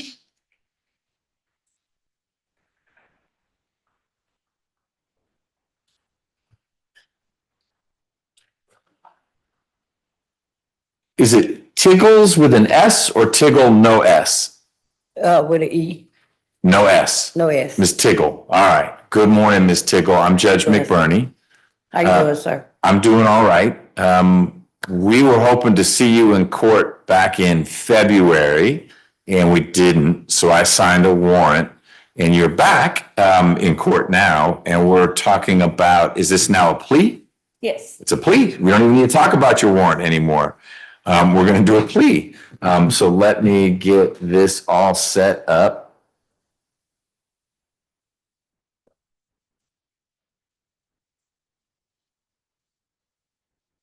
All right. So Ms. Tiggle, in just a moment, Ms. Dilligard, who's the prosecutor, she's seated to my left, she's going to put you under oath and ask you some questions about your rights as a criminal defendant. I'll have a few questions as well. If at any point during our conversation you have questions, I need you to let me know so that I or Ms. Wood can answer those questions. Will you let me know if you've got a question? Yes, sir. Okay. Ms. Dilligard? Didn't mean to rush you. That's okay. My apologies.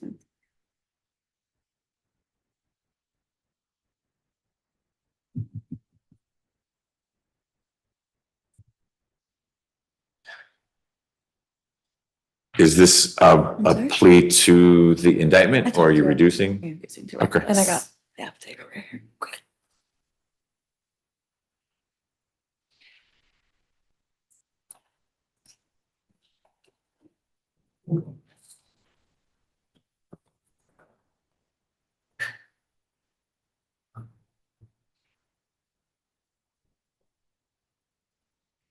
Okay, Ms. Tiggle, can you please raise your right hand to the best of your ability? Do you swear or affirm that any statement or testimony that you should give in the matter currently before this court shall be the truth, the whole truth, and nothing but the truth? Yes, ma'am. You can lower your hand. Please state your true, correct legal name for the record. Catherine Denise Tiggle. Ms. Tiggle, are you at this time taking or under the influence of any medicine, drugs, or alcohol? No, ma'am. Is there any medication that you normally take that you've not taken today? No, ma'am. How old are you and how far have you gone in school? 53 in 11th grade. Are you able to read, write, and understand the English language? Yes, ma'am. Do you understand that you've been charged with 1 count of aggravated assault? Yes, ma'am. Do you understand that you have the right to plead either guilty or not guilty to that charge? Yes, ma'am. And do you understand that if you plead not guilty or remain silent and refuse to enter a plea, then the state is required to prove the charge against you at a jury trial? Yes, ma'am. Have you had enough time to speak with your lawyer Yes, about I do. have you had enough time to speak with your lawyer about the charge in this indictment, including the facts and circumstances related to the charge? I did. Do you need any more time to talk with your lawyer? No, ma'am. Are you satisfied with your lawyer's services? Yes, I am. Counsel, do you waive formal reading of the indictment and waive any and all defects for purposes of the plea? We do. Ms. Tickle, do you remember having been arrested on this charge? Yes, I do. Has the attorney advised you the minimum maximum sentence for the charge which you're pleading guilty to today? The aggravated assault would have carried a 1 to 20-year sentence. We are reducing this to reckless conduct. That charge carries a 1 day to 12-month sentence. Do you understand? Yes, ma'am. You understand that today you're entering a negotiated plea of guilty, which means that the state will recommend the following sentence to the court. Judge, the state's recommended sentence is to reduce the aggravated assault to reckless conduct pursuant to OCGA 16560 for 12 months probation. The conditions are to complete FFIP, 50 hours of community service, and for the defendant to receive a mental health evaluation and to take any treatment that is prescribed. Yes, ma'am. Do you understand that the court is not required to accept the state's recommended sentence? Yes. Do you understand that the court has the right to sentence you to the maximum sentence on this charge? Yes. And do you understand that if the court decides to order a sentence that differs from the plea you were expecting today, that you have the right to withdraw your plea of guilty? Yes. Are you currently on probation or parole anywhere? No. Do you understand that if you're placed on probation of any kind, you cannot violate any criminal laws of any governmental unit? Understood. And do you understand that if you're on probation, you must follow all the special conditions of your probation? Yes. Do you understand that if you fail to follow the special conditions of your probation, then you'll be subject to revocation of that probation for the balance of your sentence? Understood.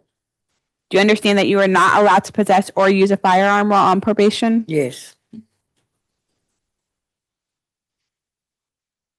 Do you understand that by entering a plea of guilty today, you're waiving any and all defenses to include any mental health defenses? Yes.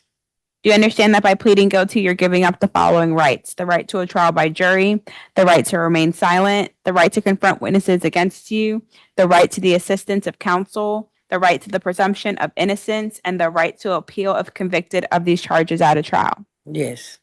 Is it your decision to waive these rights and enter a guilty plea today? Yes. Has anyone forced, threatened, or promised you anything to get you to enter a guilty plea? No, they did not. Is it your decision to enter a guilty plea because you are in fact guilty? Yes, I am. Ms. Tickle, how do you plead to the reduced charge of reckless conduct in indictment number 25 SC 000163? Guilty. Is this guilty plea freely and voluntarily given with full knowledge of the charge against you? Yes, ma'am. Do you understand that you only have a limited right to appeal this guilty plea conviction? Yes. Do you understand that if you wish to challenge the voluntariness of your guilty plea, you must do so by filing a habeas corpus petition? Yes. And do you understand that for a misdemeanor charge, you only have 12 months from today to file that petition? Yes.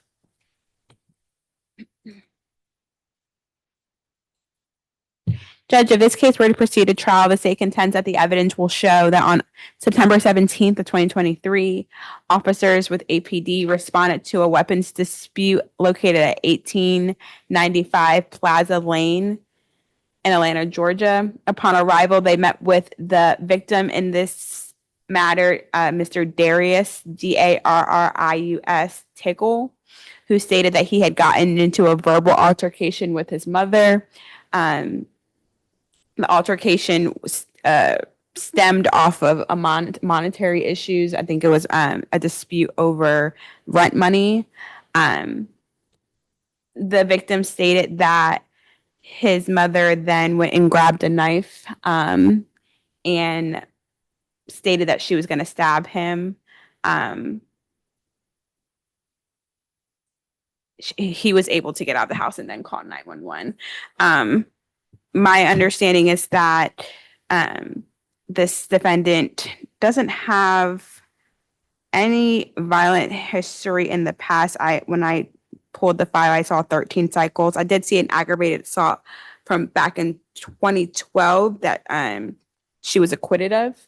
But besides that, I see other felony convictions for theft, and there was a criminal damage to property. That was all that I saw in her history. The victim is present in court today.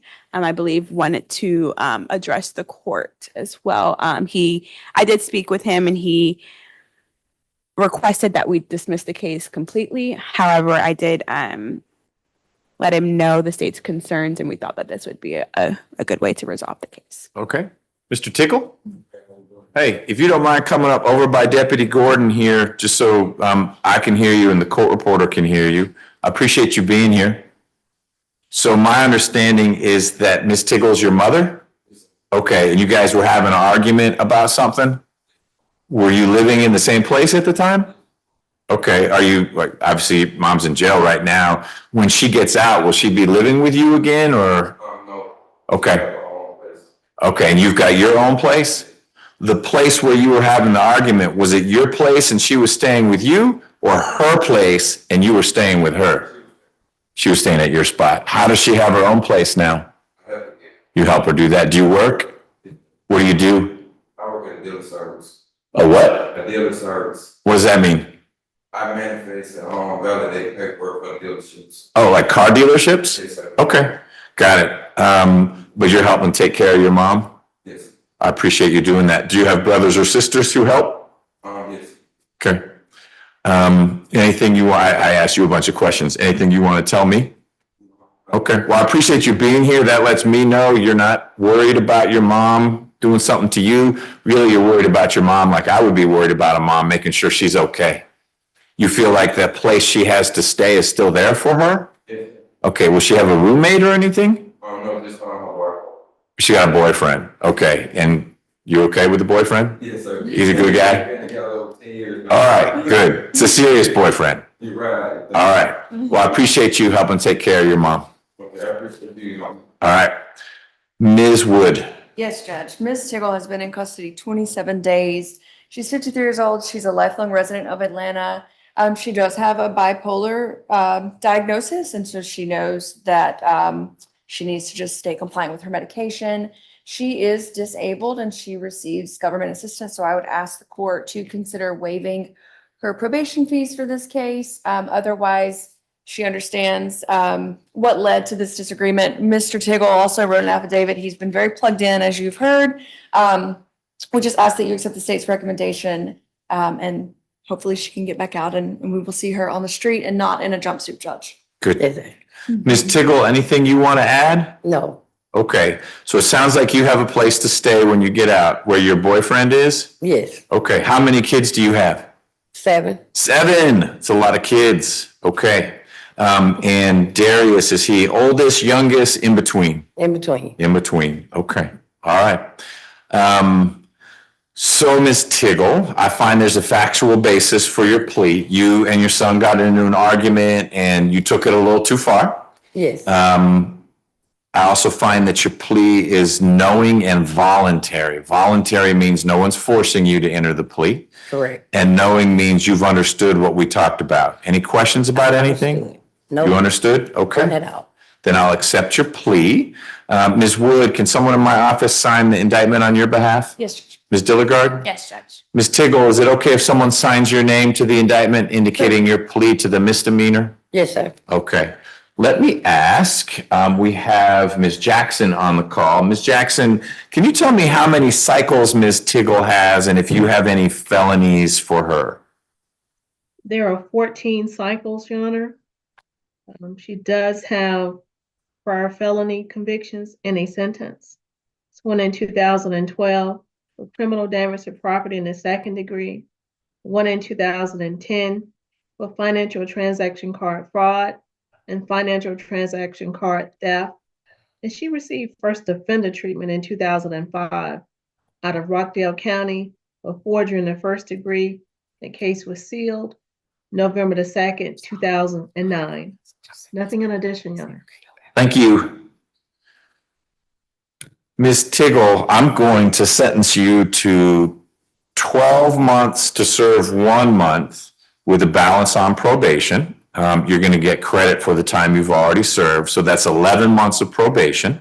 Okay. The special condition of your probation, number 1, the most important one, is that you have a mental health evaluation. I think you already know some of the struggles that you've got, and you follow any treatment. So if that doctor or medical professional says you need to take medication X, you have to be taking that medication. If you don't, that's bad for your health, it's bad for the people around you, and it'll be a violation of your probation.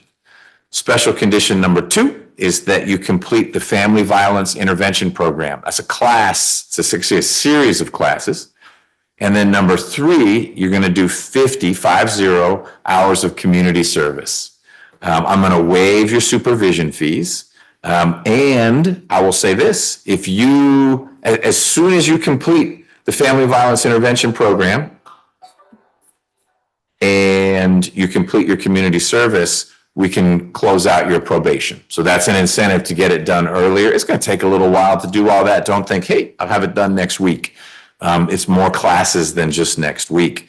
But as soon as you've gotten that evaluation, knock out Family Violence Intervention Program and do your community service, I'm fine signing an order, ending your probation early. You got 11 months to take care of that. So make sure you do that, okay? I will. Any questions about any of that? No, I promise I will. Okay, well, I hope you do. Ms. Wood, anything else on behalf of Ms. Tiggle? No, Judge, thank you. Ms. Dilligard? No, Judge. All right, Ms. Tiggle, you're going to get contacted by probation and you'll need to report. Their office is real near here. They may make you come down for the very first time. Usually you can just call in, but they may make you come to their office. Make sure you do that, okay? I will. All right, good luck. Thank you.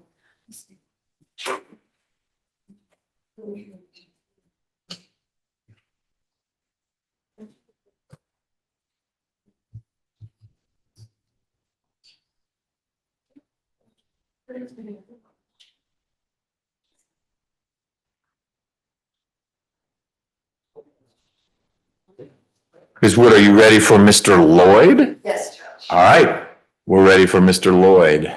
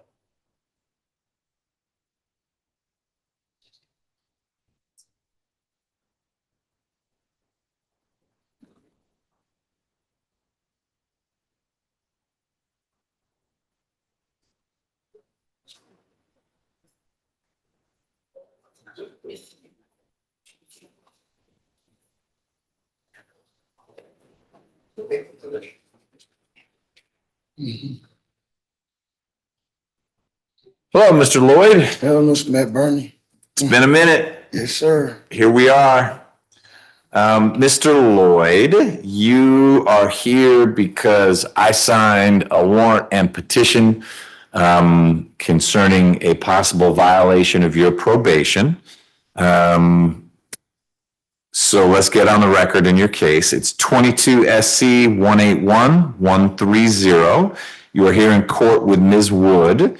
Ms. Dilligard is representing the state. And the petition I signed alleges that you violated the laws of Georgia by getting arrested in April, a little more than a month ago, here in Fulton County for aggravated assault. There's also an allegation that you didn't submit to a mental health evaluation and follow recommended treatment, no proof of counseling, and it sounds like you're behind on your supervision fees. And I'm concerned about those sort of in the order I read them. A new case is bad news. You not getting the treatment you need could be why you have a new case. And then, of course, you're supposed to pay as you are able, but we're not going to need to spend a lot of time on that. Ms. Wood, is Mr. Lloyd admitting to the allegations, or do we need to set this down soon for an evidentiary hearing? He's admitting to the arrest, Judge. Okay. And tell me what you think we ought to do in light of all that. Yes, Judge. So I've spoken with Mr. Lloyd. I've also spoke to his mother, who is here in support in court. I know her. Yes, I will share. She gave me an updated address. I'll get that to probation. Judge, it is Mr. Lloyd's. It's Ms. Rios' client, Mr. Goodwin. Oh. She's back there. Let me take this. That's fine. Hello? Mr. Goodwin, how can I help you? The state through probation will make the request and then the judge makes a decision. Okay. Your attorney, Ms. Rios? And we couldn't do the time served. Got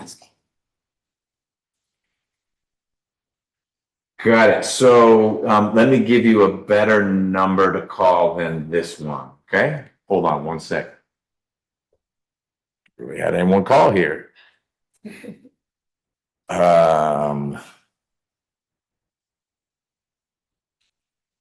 You ready to write the number down? 404 612. She's calling him now. Yeah, 6915.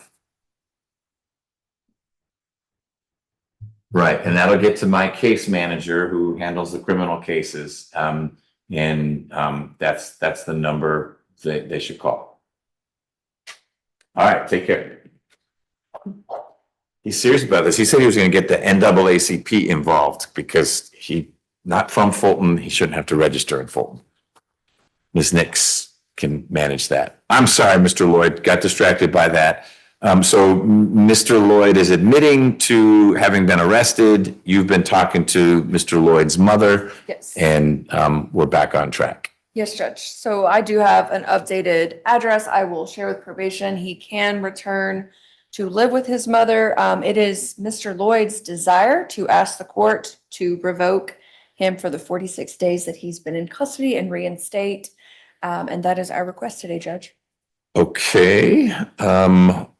Oh, and just wanted to add, he does have a bond on the new case that he would have to work through as well. Good. That's the next thing I was going to look up is the new case.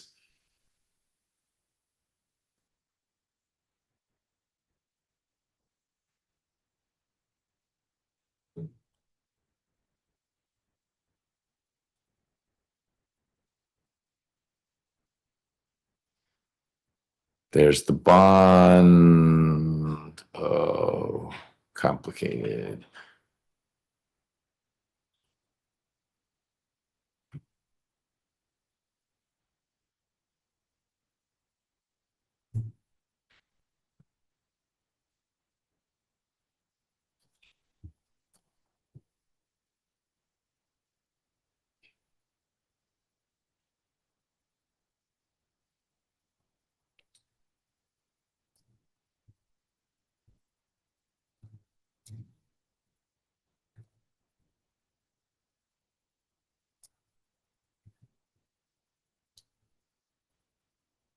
Okay. So the arrest involves a situation with your sister, I guess, and your niece. No, my sister. Your sister is Jasmine? And then isn't Tamaya? My niece. That's your niece. Okay. So your sister and your niece. Got it.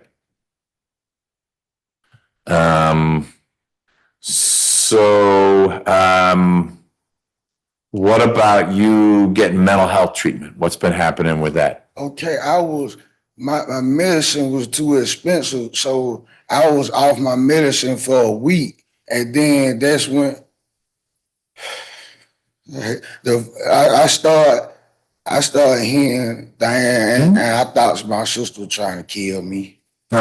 So how are you paying for the medicine? My mama give me money, and then I asked my cousin that she'll buy it. I have family that'll buy my medicine, and then the medicine I take with Spiridon, it makes me tick a lot. So I thought I can be off for a little bit, but I see that was the wrong. Yeah, that doesn't work well when you're off it. Yeah. But I'm worried about it being too expensive. So do you have insurance? And so I got social. Okay, usually Social Security pay for it. Right. So next month I got an appointment for Social Security for my Social Security start back on, and And I can go from there then, because they Okay. usually pay for it. So you had been getting those benefits, they got turned off and they haven't been turned back on? Right. Okay. And are you normally staying with your mom or where do you stay? My mom. Okay. All right. Anything else, Ms. Wood? No, Your Honor. Ms. Dilligard? Yes, Judge, the state's gonna be requesting that Your Honor revoke a year due to the seriousness of the new offense, the aggravated assault, and having been on probation for an aggravated assault. I do see another terroristic threats in his history. We have concerns about the mental health evaluation and treatment. I do believe that probably did lead to this incident. It's probably what we were trying to avoid when including that in his sentence. And so based off of all of that, the state is going to be requesting that we revoke a year. And then also I think probation is requesting that he receive a mental health officer. Is that correct? Yeah, I'm surprised he didn't have one already. I guess that didn't connect. Well, he probably would have been signed had he. Okay, so he didn't take that first step and that evaluation would have shown the need for a mental health probation officer. Okay, got it. All right.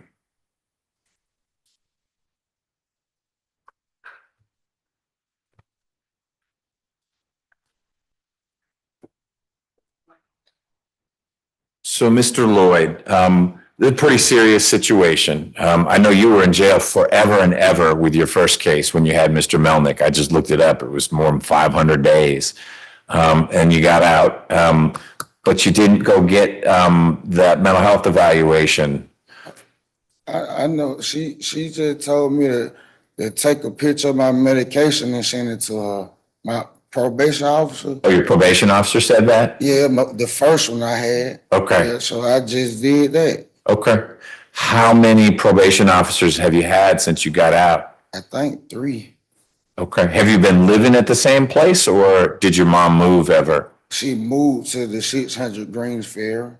Okay. Because I was at 613 Alma Drive, and then we moved to 600 Greens Fair. Okay. Is that in Atlanta? Yes. Okay. How far is that from? It's about a Mercedes-Benz Stadium. Okay. Got it. And that's where you can stay? Yes. Okay. And this situation was at your mom's house or? Okay. All right.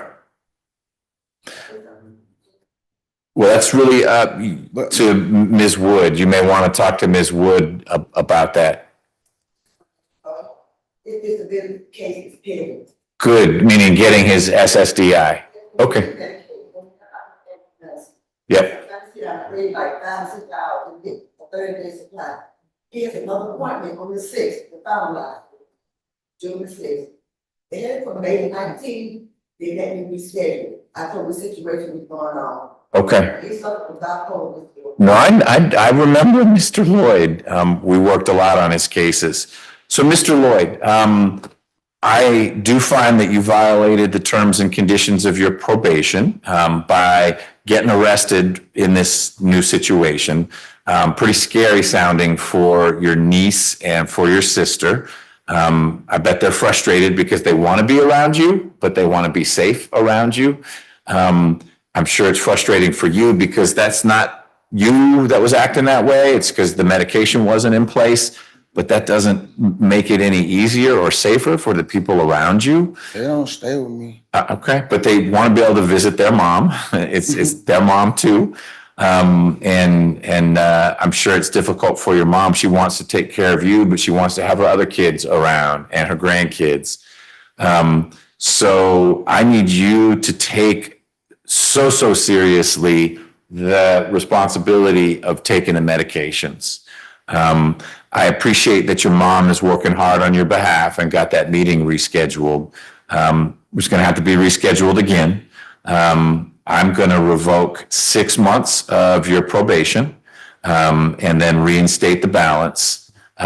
You will have all the conditions that you had before, But just keep in mind that if we have to get together again because you weren't taking your medication, that's going to tell me that the only way you're going to take your medication is if you're in jail. And that's not where you want to be. It's not good for anyone. But we cannot have another situation like this where someone could get hurt. And you don't mean to do that, but it's just dangerous for everyone. And heaven forbid you're having an episode like that and someone calls the police and they're just trying to keep someone safe and you got a knife, they're going to shoot you. And they're doing their job because they don't know that you aren't going to hurt someone. So that's how important this is. So I'm revoking 6 months. I'll reinstate the balance and keep all the same conditions other than that I am asking that they have a mental health probation officer assigned to you. So that person's going to know much more about how to help you stay on the medication, get the right counseling, help your mom navigate some of these lines at Grady, et cetera. Okay. So you will still have your meeting with the SSDI folks. It's just not going to be right away because there needs to be a consequence for something like this. All right. Ms. Wood, anything else on behalf of Mr. Lloyd? No, Your Honor, thank you. Ms. Dilligard? Okay. Thank you, everyone. And thank you, ma'am, for being here for your son again. Okay. He's not going to go home right away. He's going to have a little more time he needs to serve because of what happened. Okay. Okay. This is for you, okay? So we need to report to probation. Pardon me? That he get an evaluation? Yes. You can, I mean, I thought that was the original condition, but we can renew it. If you want to, I mean, if there's a way to re-emphasize it, we should do that. Okay. So. All right, go ahead. All right. I think we are set until 1 o'clock. Unless there was something else from this morning that I missed. All right.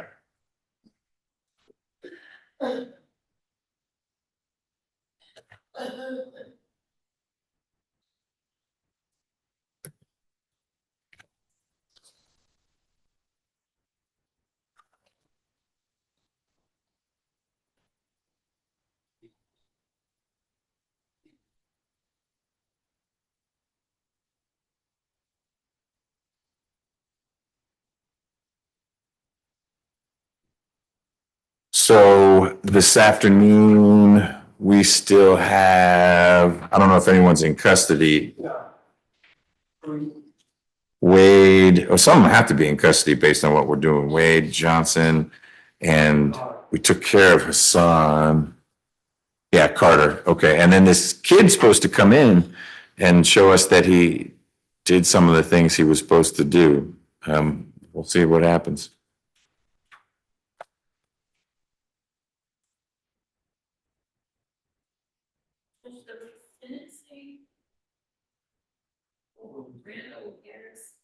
That's at 1. This is a guy that would, I don't think it was my case originally, but he was sentenced. It's one of these split sentences. There's this funky, it's been fixed, but if you were convicted of child molestation or aggravated sodomy or one of these, you can't get 20 years to serve. There has to be some probation. And so Judge Downs or Judge Reeder, could have been myself, someone sentenced this guy to, he had 2 counts. And so it was like 20 years to serve on one of them and 20 to serve 19 consecutive. And he's appealed it and said, you know, that's an illegal sentence. It turns out during this little window of time before they amended the statute, you actually, you now can stack them that way. So if you have 2 child molestation convictions, you could do 20 to serve on one of them and 20 to serve 19 consecutive. So it's 39 years to serve plus 1 year probation. And that would satisfy this. It has to be a split sentence because the law still says split sentence. And the dilemma was, well, what if they're 2 counts and I want to stack them? answer during this little window, and his window applies.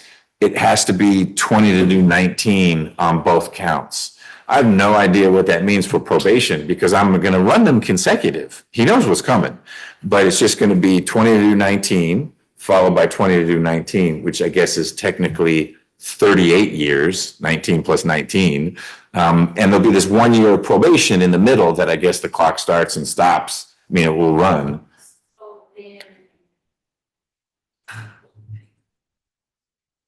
Will this require the updated special condition?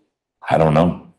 He'll only be on probation for 1 year, but it will be, and it would be, if the conditions are less onerous, then we'd use the updated ones. If they're more onerous, he can't be sentenced more harshly now because the law has changed. So he probably is under the ones that say you can't call a 1-900 number. So who knows when he gets out in 20 more years what it will look like. But he's been very persistent, pro se, and we resentenced him once, and Ms. McCauley gave me bad advice and I followed it. And so we now have to resentence again because you can't, during that little window, it's not her fault, but during that strange window of time when he was sentenced, it turns out that each count has to be a split sentence, even though you run them consecutive. But they've amended it now where if you're stacking them all, it's only the last one that has to be a split sentence. So I'm sure he's going to argue for like, release me now. Of course. Judge, if we wanted, he's on the 1 o'clock calendar. With Philip Johnson, we can send him down. He was on for a set aside focus warrant, but I think we already had that hearing and we were just looking for an address and we're still trying to get him in the program. So he will be a plea once we get the program? Yes. Okay, then Mr. Johnson can go down and we'll be down to Carter, Wright, Wade, and this guy at 1 o'clock. I'm gonna talk about Wade. Oh yeah, you were gonna work it out. Yeah, hopefully I meet for you. Okay. You guys don't do a lot of those cases, the state. Okay, then we'll be back up at 1, and that guy's virtual. He's in the state system somewhere. Yeah, that's fine. Cause that's crazy. So weird.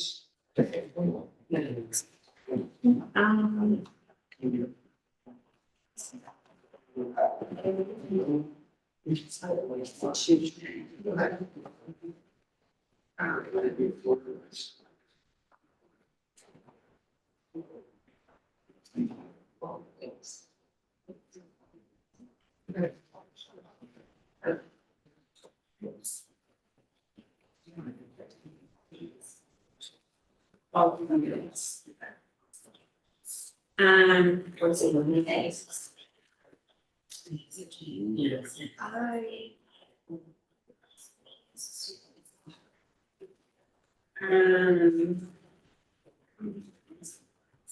So they do, so. They do. That's why, yeah, that's why it got to us.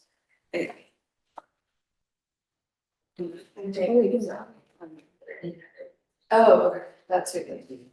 And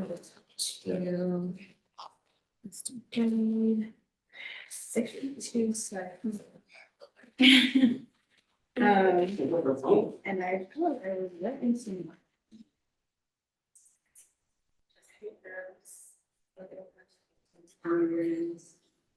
It's cold.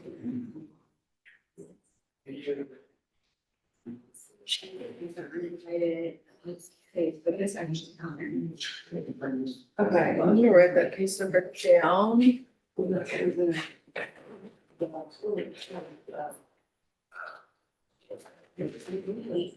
What is he stealing for? Yeah, I think that's it.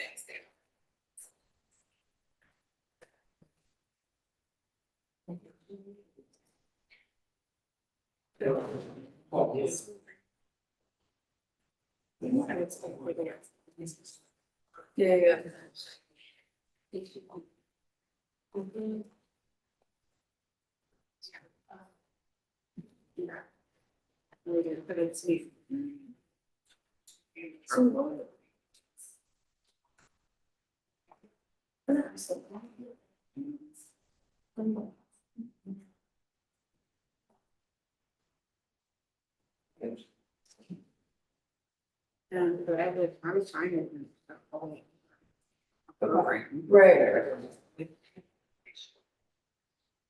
Right.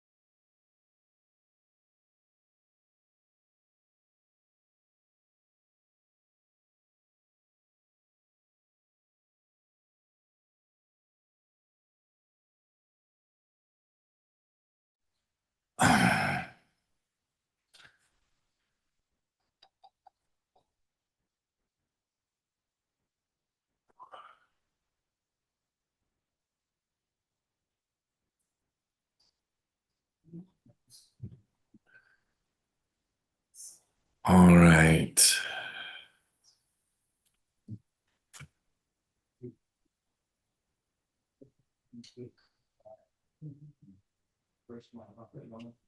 Are you Mr. Harris? Yes, I am. How you doing, sir? I'm well. I'm Judge McBurney. We've met before. We need to wait a little bit. We need a prosecutor. And then we can get started, okay? Appreciate your patience. No problem.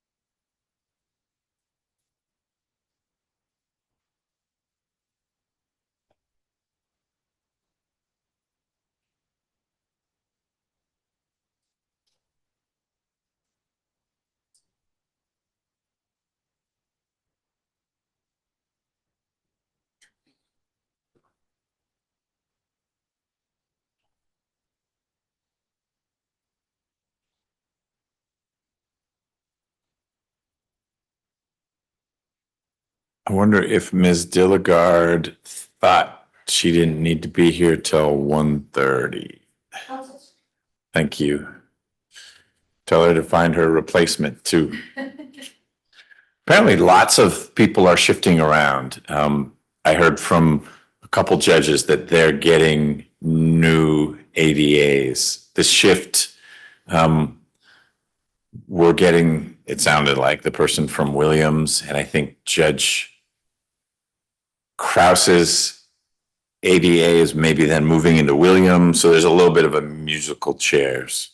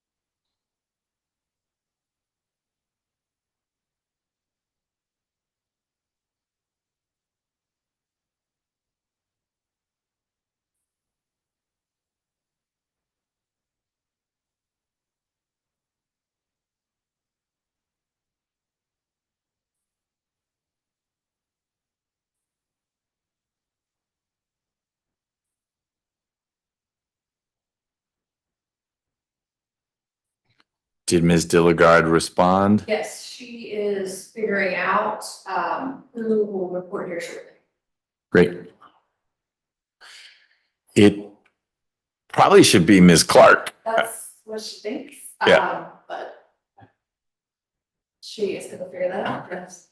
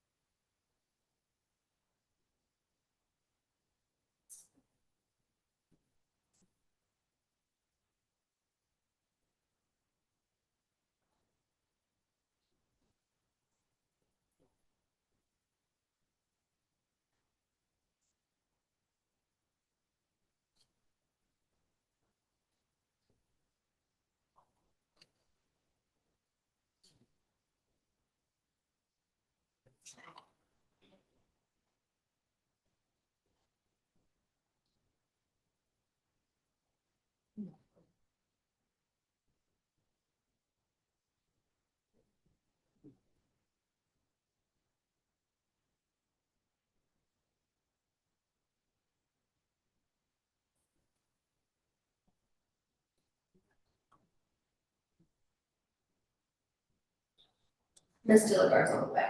Great.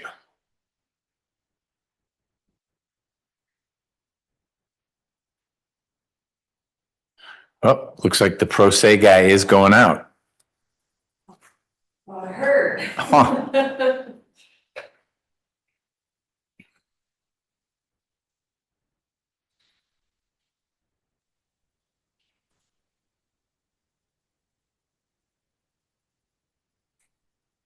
Oh, we still there. I don't know if it went out on the side or what.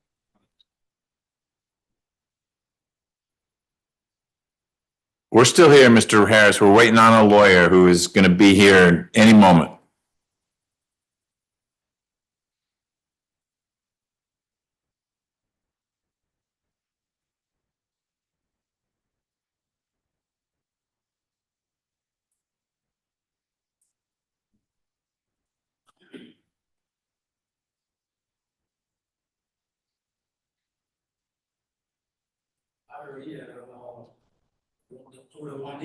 Probation office.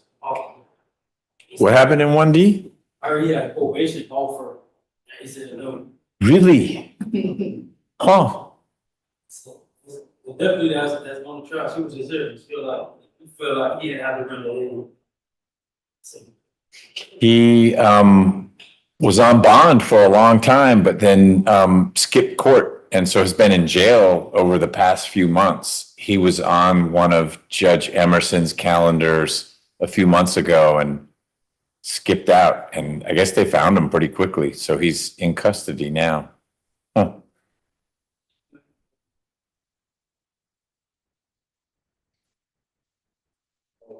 Hey, how are you? Good to see you. You too. Thank you. Yeah. Again.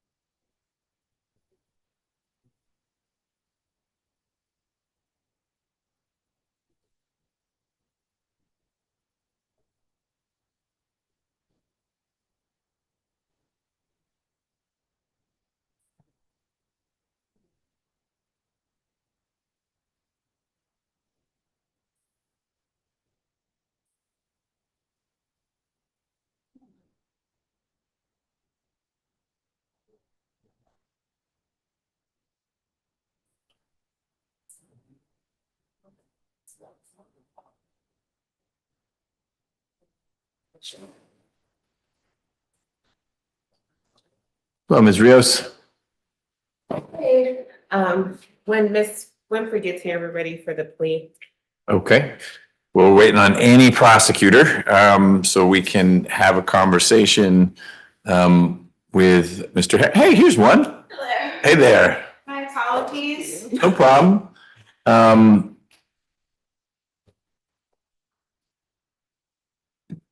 Oh, Ms. Rivers isn't plugged in the way I thought she'd be plugged in. Let me go get her.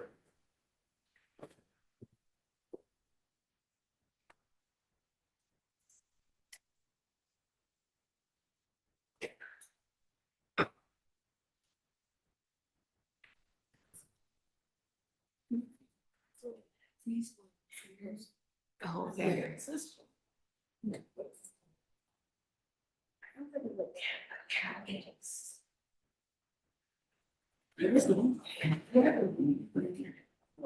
Oh, copy of it? Yes. Google Team, is this? Oh, you need a calendar, yeah, there you go.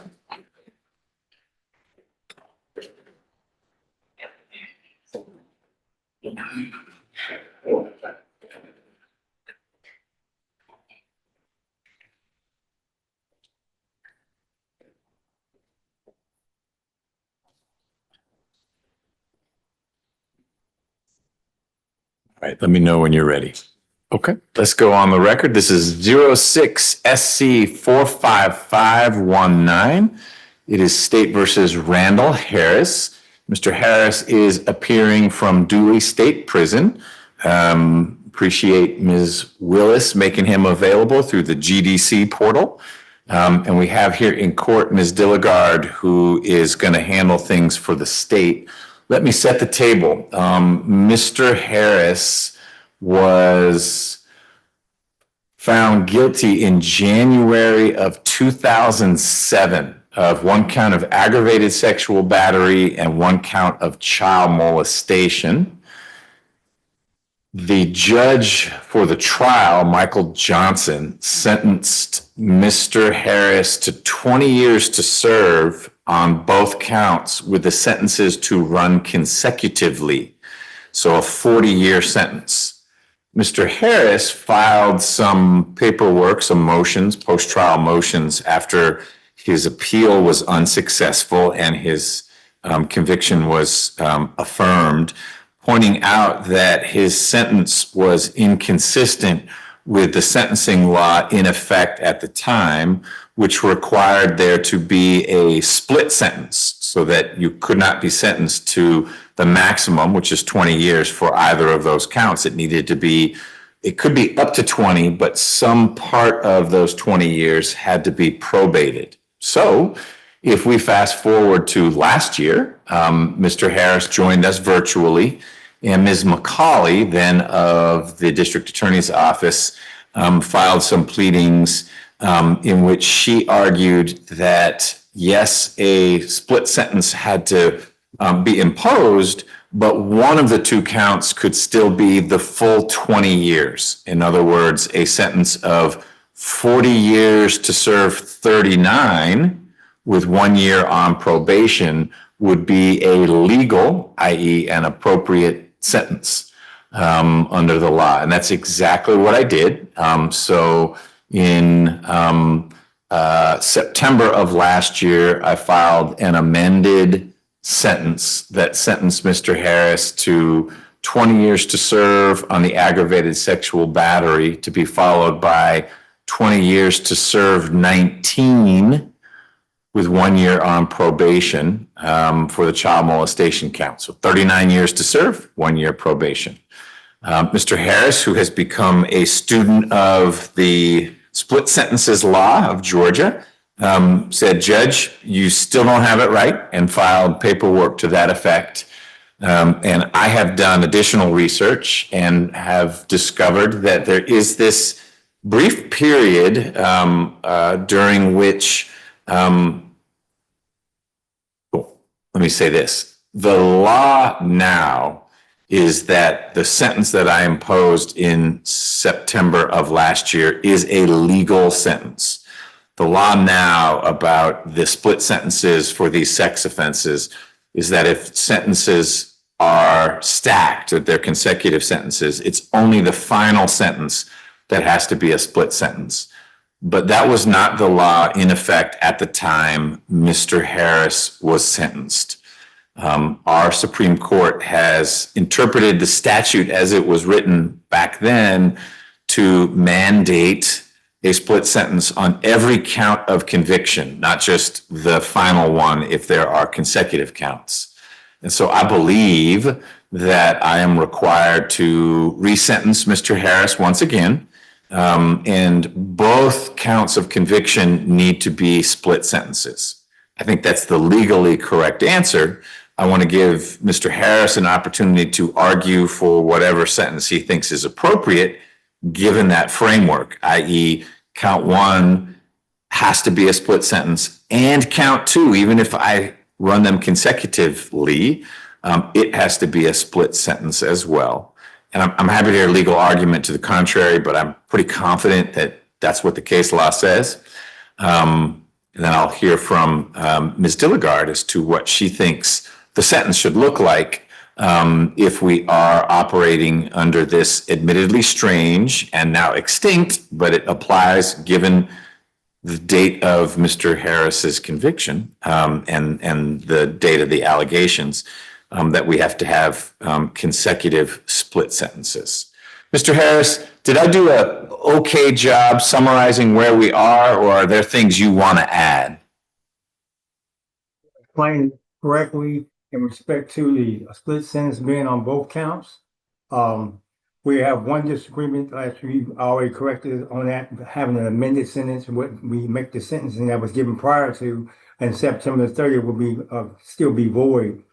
Right now, as it stands that the mandatory minimum sentences were, doing my research on the 171061 and incorporated with 171062 says the mandatory minimum of 10 on count 1, which I've already served, and the mandatory minimum of 5, which I've already served on the second count, which is required, which is cannot be probated or stayed via the statute on either one, and having the probated part of the entail on both of those. The law also states, based on the Riggs versus state, that the sentence, the state can give consecutive sentences on the 10 and then the 5, making it one complete sentence, and then probate the rest.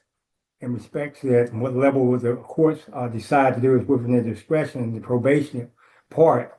Also, to add to that, the additional 5 years, well, I would say not an additional, but 5 years that's served outside of the mandatory minimum on each count, because the mandatory minimum has been served on both sides, means I've been incarcerated while in effect still basically saying being on probation. And I think there's a statute, I don't know if you have my case in front of you, but under Riggs, it talks about probated parts of the sentencing not having conditional probation. And there's a case, Georgia's Law 2015, page 482 and 483 and 5-30, amending the sentence subsection when it talks about active probation under 1710A1, which basically says I stand a chance of being incarcerated while serving probation at the same time. And that's one of my basic legal arguments in that respect. That is listed on the conclusion in my motion that I filed, that was filed March 14, 2025. Motion for resentencing hearing, declared void sentence held on September 30 pursuant to split sentence provision. And that is the conclusion part of that in respect to that. But outside of that, I think that mandatory minimum to both sides has been served. And I would respectfully request that the court just provide the probation, the remaining of the sentence. And then I think that would be consistent with what is established in Riggs versus state. And also, you already corrected the first part when we talk about the amended sentence, but I've made a note of it, Mullins versus state 1975, where the state could not give an amended sentence or aggregated sentence at the end of the latter part. So that's been corrected. Outside of that, this is basically what I have thus far, unless the state has something to add to that.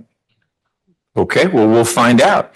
So Ms. Dilligard, one, I appreciate you being here at a time that wasn't necessarily your scheduled time.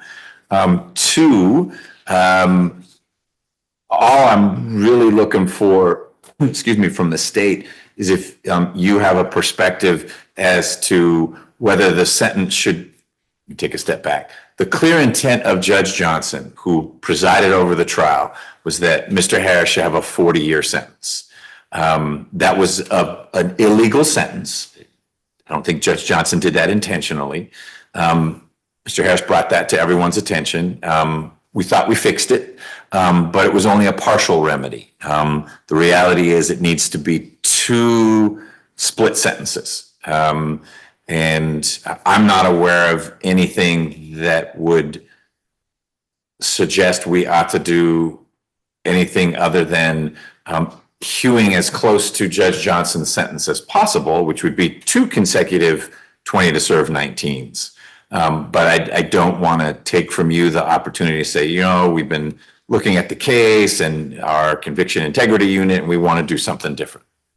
No, I don't believe so, Judge. If I'm following, as I was following along, my thought was to ask the court to do 2 20 to serve 19 with the balance probated sentences. Okay. I think that would be the state's standard this time. Okay. Mr. Harris, anything else you want to add, sir? Yeah, I would be in disagreement with that because that would be considered to be an amended sentence. This is actually the same sentence that was received in 2007. You have an amended sentence. The law says that you cannot provide an amended sentence on a standing conviction. This case is now considered to be void. We have a split sentence provision that provides for a split sentence. I have a mandatory minimum served, and the court says that you should provide a discrete sentence in regards to the sentence in itself.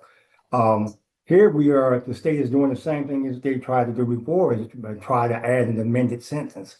And here we can't apply amended sentence to it. There's nothing to amend to. There's actually a new sentence.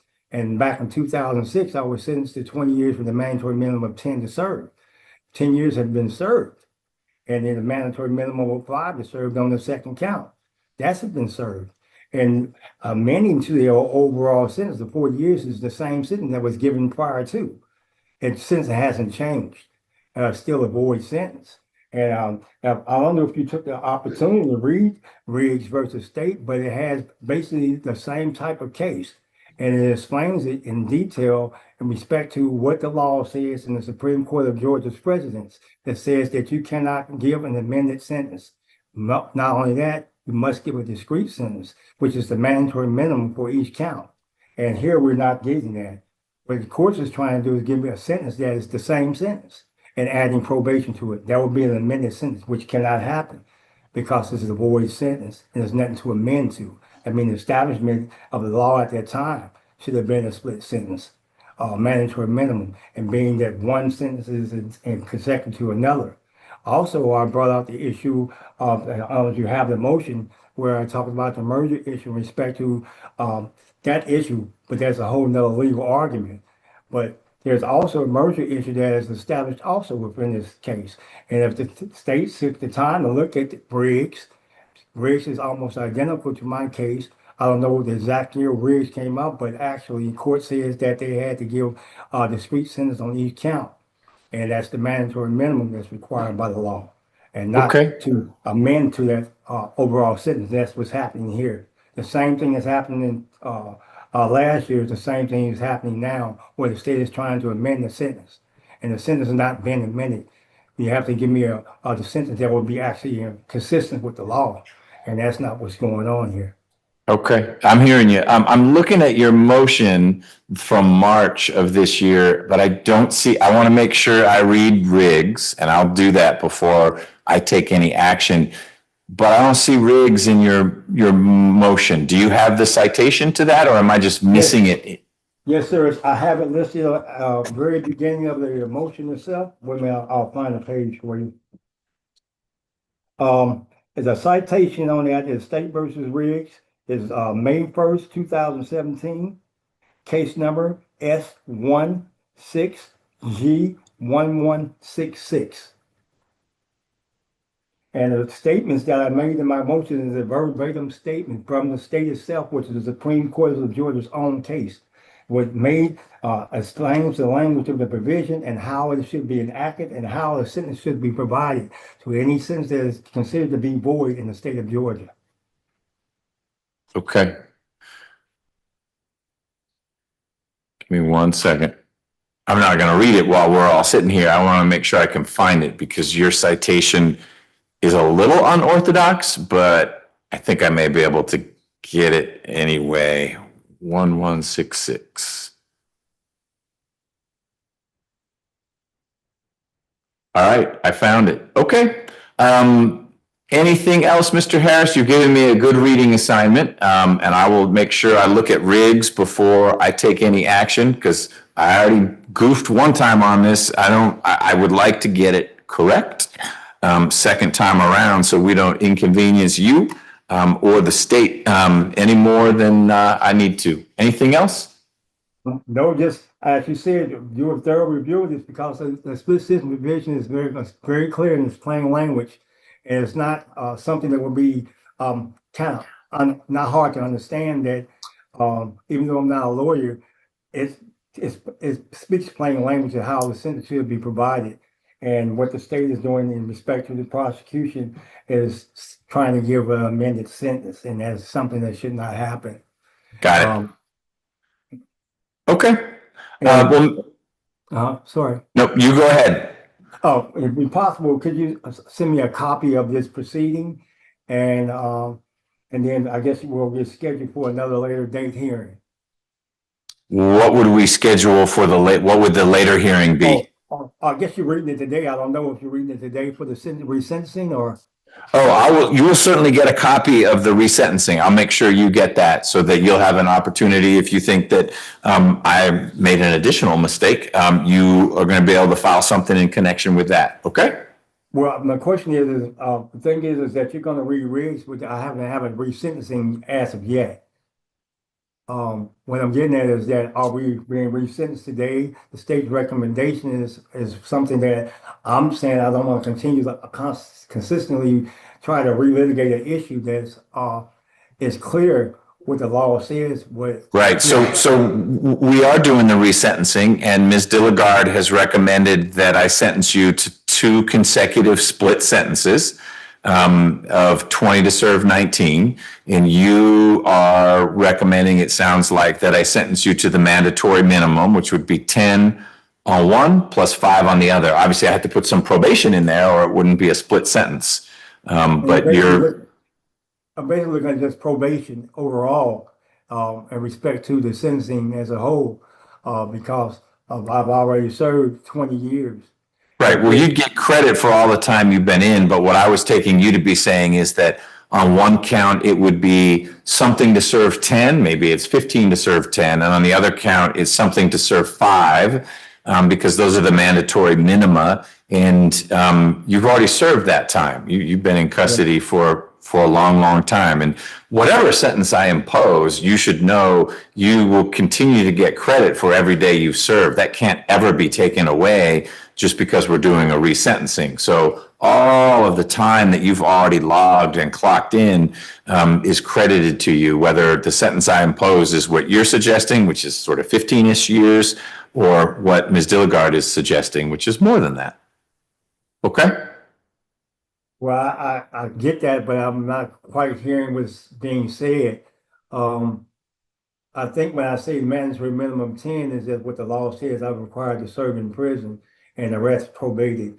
And they say that the sentence cannot be compounded in respect to having a whole sentence and say, well, we're going to give you, I can't get 10 years and then get probation and well, basically do 10 years and get out and then serve probation. And that's basically what the law is saying, that you cannot serve a specific amount of time, get out, serve probation, come back in and serve the rest of the time. Those times that have been set by the courts, his mandatory minimum on both counts has already been served. And that's what I'm suggesting, that the mandatory minimum of both counts has been already taken care of. My thing is that any additional time would be I guess out of context, you still have the max that you have in sentencing, but probation being provided as a remainder for both counts, being concurrent on the probated part on the mandatory minimum of 10, which is the aggravated sexual battery, and then having the mandatory minimum of 5 already been served, and having the remainder on that probated, wherever that amount may be 15 years, and put those together and say, this is what we have probation. Got it. Versus having any more time.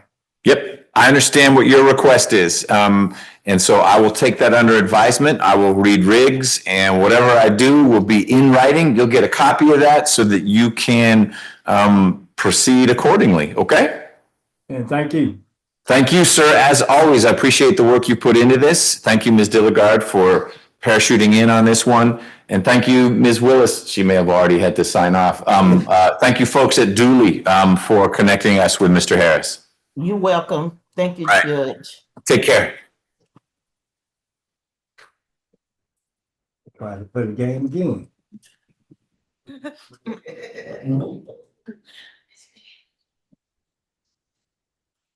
I didn't hear what he said. What did he say?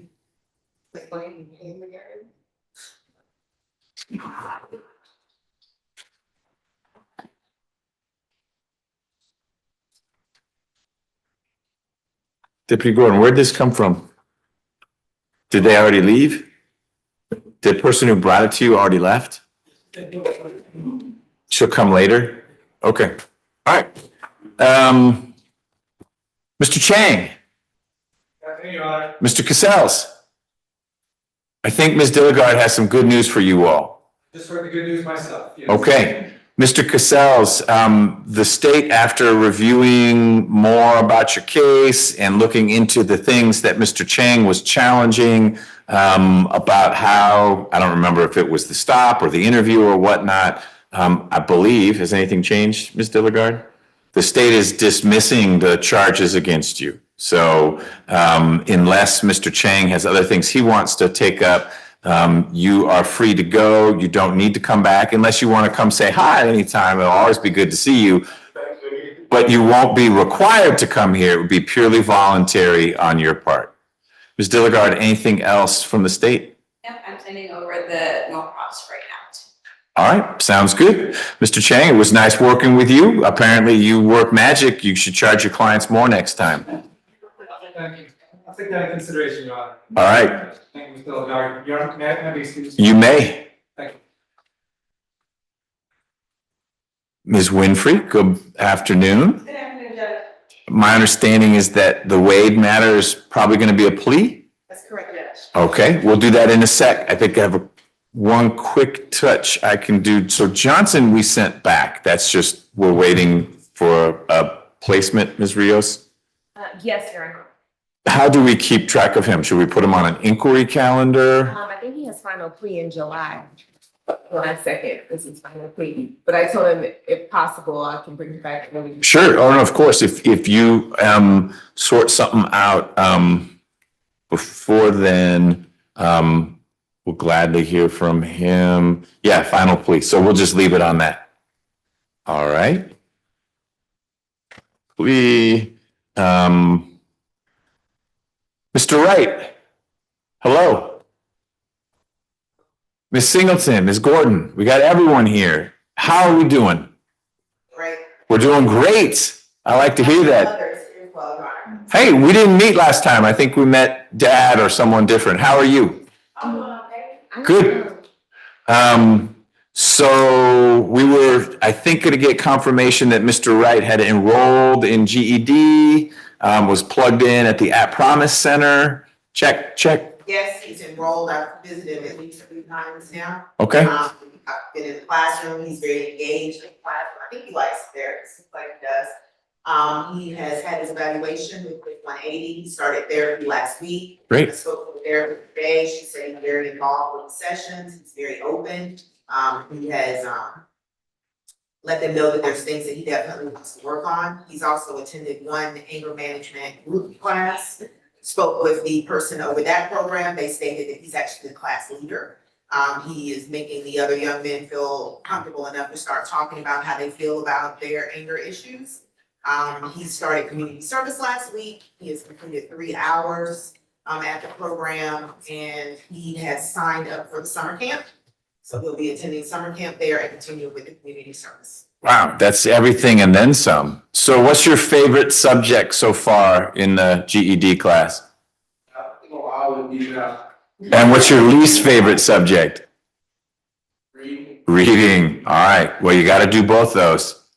Excellent. Well, that's a really good report, Mr. Wright. I'm glad we had you swing back here. Ms. Gordon, were there things you wanted to add? You're just going to repeat the same things? He's doing great. Got nothing to add, Your Honor. Okay. You are doing great. Keep it up. It's complicated. It's not easy to do that. I'm particularly inspired by the fact that you are serving as something of a peer leader, which is good. I work with different populations of folks where the more you open up, the healthier it can be. So I appreciate you showing other young men who are there that it's okay to talk in a small group setting about how you feel. You don't always have to be that tough guy. Oh, it's good. It's good. Don't worry, man. It's good. Because it's not always good. Sometimes it's bad. And talking about how it's bad can help you cope with it in a way that doesn't involve anyone getting knocked on the head or flashing a gun or anything like that. So where are you staying these days? You staying with mom or dad or neither? With me. He been with me. He's supposed to be with his daddy. Whatever happened when his daddy came up here, his dad's supposed to make sure he get to school. His dad's supposed to be basically helping me out. He give him And then when it's time for him to go to school, for him to tell him he ain't doing this, he better find his own work. I have no other choice but to do it. It'd be hard on me, but I have no choice. Well, I appreciate you stepping up. Do we know what happened with Dad? I was under the impression that, He have this little mindset, and I'm not dealing with him. He don't wanna deal with them. He don't wanna do certain stuff for them. Cause they have to, he basically got all three of the kids, my other son, the one that got shot and paralyzed. He got all three of them, made like he was gonna help me. He just got all three. He made like he was gonna help. He got all three of them. He got them over there. For him to say he ain't doing nothing for neither one of them. okay. Ms. Singleton, do you have any update on that front? I've spoken with him a few times, I believe he's in transition. Okay, His own situation, so, mom has been, taking care of him back to work at school. I think that I may have the transportation situation resolved, make it a little easier for her over the next few weeks. They have a Mario Kart situation there, so I'm working with them on that. okay. So that's. Okay, so Mom, I hear you, and that's frustrating, but I think you can see, Cameron is at a pretty important transition point right now. He was in some pretty serious trouble in the past, and he's doing good stuff now. And so even though you may feel put upon and pressed by his dad, the more you can help Cameron be where he needs to be, even though you got 10,000 other things you need to do, this is a real good investment in your boy, because he is, it sounds like he's heading in a good direction right now. And I think you can see lots of folks are trying to help him head in that direction. So hopefully Dad leans in a little bit more soon, because I'm hearing you feel like it's all landing on your shoulders. But I hope you can continue to be there for Cameron, because he's turning a good corner right now. So thank you for doing that. Mr. Wright, any questions? Any concerns? Anything you think I ought to know, so that if I see you next time, Ms. Singleton doesn't surprise me by saying, oh, well, but there was this situation? He actually been with me. As long as he with me, he's not too tough getting in no trouble, because I don't even let him really go outside. And they go on this when you know how to be work. But when he with me, he's okay. And I've been making sure he get back and forth. Okay. When he out there. Could remind me, either Ms. Gordon or Ms. Singleton, what the plan is with work. We're not worrying about that right now because we're focused on GED, et cetera, and he's got community service, or were we also hoping that, I'm just thinking about keeping the days full? Yes, Your Honor. So I spoke with the program this morning when I was there about their work program, their work program site. So I'm gonna let him get a little bit further into the GED. He has not done the pre-test, but I did speak with the teachers this morning and last week, and they believe that he'll get it sooner than December. Good. I was concerned that he might have lost some educational points while he was in the transition, but he is still pretty academically strong. Good. They have a work program on site that they pay a stipend to. So after he's been in the GED program, probably over the next couple of months, we'll also get him into the work program there. So everything will be in one spot. Good. Okay. So that's what the focus right Excellent. I'm not rushing that at all. Sounds like he's got the math covered. We just got to make sure he does the reading. So, all right, Ms. Gordon, anything else on behalf of your client? Not for me, Your Honor. Ms. Singleton, should we do a check-in in a few months? What's a good cadence? We don't need to make Mr. Wright come down here too often, but it's helpful. I feel much better now, knowing that he's landed pretty strongly. 1 month, Your Honor. Okay. So Ms. Gordon, do you have good contact information for Mr. Wright? Because I may not have that date right now, but if we set something that's sort of 30-ish, 45 days out. I have the contact information for his dad, and then I'm gonna get mom's number before we leave today. Okay, good. So then you can let Mr. Wright know through mom or dad or both when we need to chat again. It'll be just like this. It'll be quick. And I can find out from Ms. Gordon if it's better for whoever's having to drive you around for it to be first thing in the morning or after lunch. We can do it. However, I don't mean for this to be a burden, but it's pretty important that I hear that things are going well. And if they're not, then we work through what's not. Okay. And Judge, could I ask if, in an effort to not make it a burden, if prior to court next time, Ms. Singleton has another good report, could we potentially do the hearing via Zoom if it's easier for Cameron and his family? That would be fine. Okay. That works for me. As long as I appreciate the accountability angle of this and Mr. Wright being here, but this went well. And so maybe it's okay to say next time, as long as it's not one of these where he's on his phone and their car's zooming by and everything, but he's like sort of in a stationary location, that would be fine. Thank you. Okay. Thank you. You bet. Last chance, Mr. Wright. Any questions? All right. Where'd you get those purple pants? All right. Well, be safe. You're doing great work out there. Thank you, Mom, for bringing them in. Well, thank you, Your Honor. Just a moment. Your Honor, I wanted to introduce you to my summer intern, Maddie Rowland. She's going to be working with me for the summer, so you might see her with me in your court. Great. Where are you from? Upstate New York, Your Honor. Okay. And you are where in school now? Emory, I'm a rising 2L. A rising 2L. Fantastic. Well, enjoy it. You're going to see interesting stuff. Competency docket in particular. It's a interesting cross-section of the clientele that the public defender's office has, but we're glad you're here. Thank you, Your Honor. See you. Thank you. I am concerned about them having to waive the fifth rights and submit to a polygraph. All right. Shall we do, what are we doing with Carter? That's gonna be a non-negotiated plea. So it's 2 pleas. Yes, Okay. I requested from Deputy Winfrey if I could go in front of her. I'm preparing for 70 interns to join us tomorrow, so I have some running around too. That's a lot of interns. So you're not being moved out of here to be intern manager, are you? That's on top. Okay. Because I generally don't get in the way of these transitions, but if it was to be intern person instead of in here, I might have to make us think. All right, then we'll do Mr. Carter first if Deputy Winfrey has given you the green light on that. Roll him right here. Jasmine, you can stay right there. Yeah, he's in a wheelchair. This is going to be an interesting case. I'm just, based on the charges, I'm trying to figure out what that is. You know, how other cases coming up, it doesn't appear that we will put on the calendar. Uh-oh. Shelby Gardner. Okay, do you have a case number? And if I was, General Demur is 25 SC 000587. Shelby Gardner. Are you Mr. Gordon? I'm John Day. Okay, you're not, do you work with a Mr. Gordon? Yes, we're both, on the case. Okay.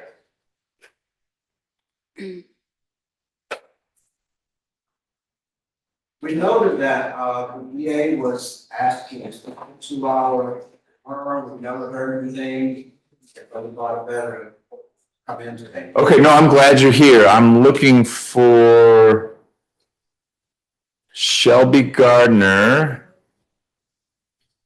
Leave of absence. Oh, here's a general demur. Okay.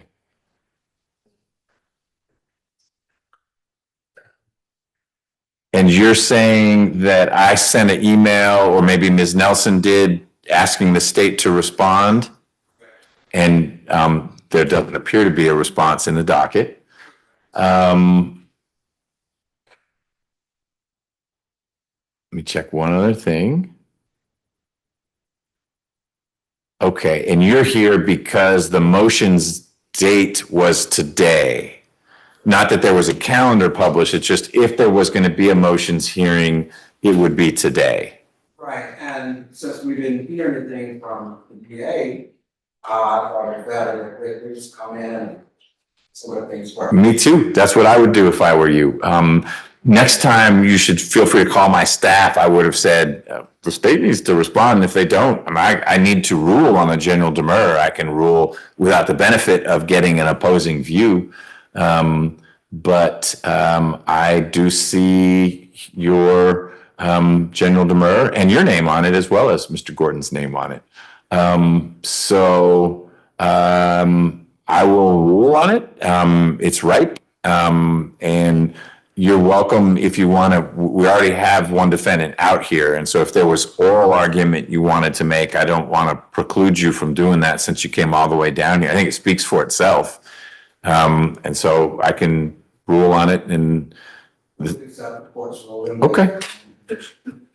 Well, I will add that to my list of to-do. I appreciate you being here because what was going to be my reminder was getting that response from the state, and there wasn't one. So this was just lingering out here. But let me write that case number down.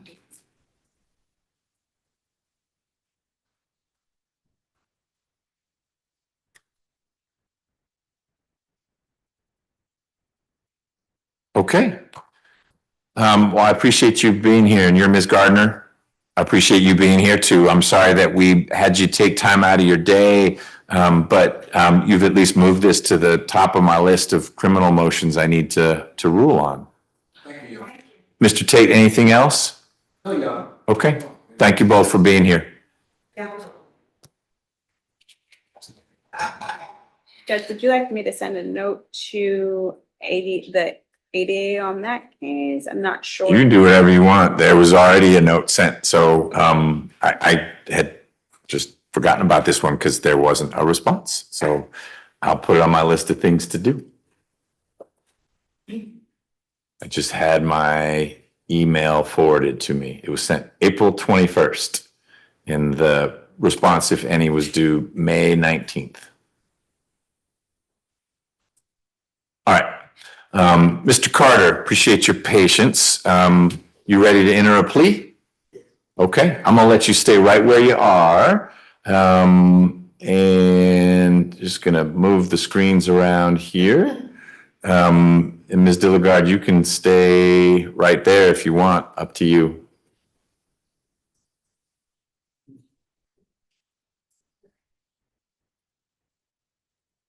Do you want to handle the plea from right there? Yes, Judge. Okay. There we go. All right, are you ready to go? Yes, Judge. Okay. This is 24 SC 005514, State versus Charles Carter. Mr. Carter is here in court with his lawyer, Ms. Wood. Ms. Dilligard's representing the state.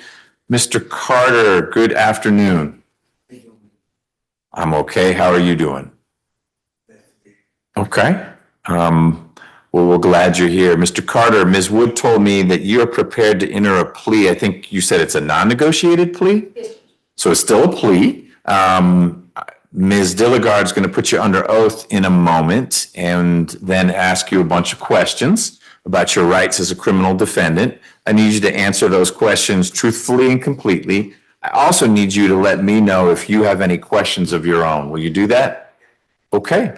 And this is, I think, early enough in the process that Mr. Carter still has the right to withdraw his plea if you are unsatisfied with your sentence. So a non-negotiated plea tells me that Ms. Dilligard is going to recommend sentence X, and my hand is higher in the air representing a more severe sentence. Ms. Wood is going to be recommending sentence Y. If I sentence you to anything more than what Ms. Wood asked for, you'll have a chance to talk with Ms. Wood about it. And if you want to say no, thank you, you can just withdraw your plea, no questions asked. I'll ask you to think about whatever sentence I impose, because otherwise you go back to your waiting period until we can get you a trial.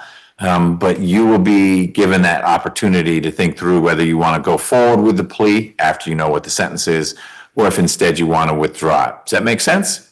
Okay. Ms. Dilligard. Mr. Carter, can you please raise your right hand to the best of your ability?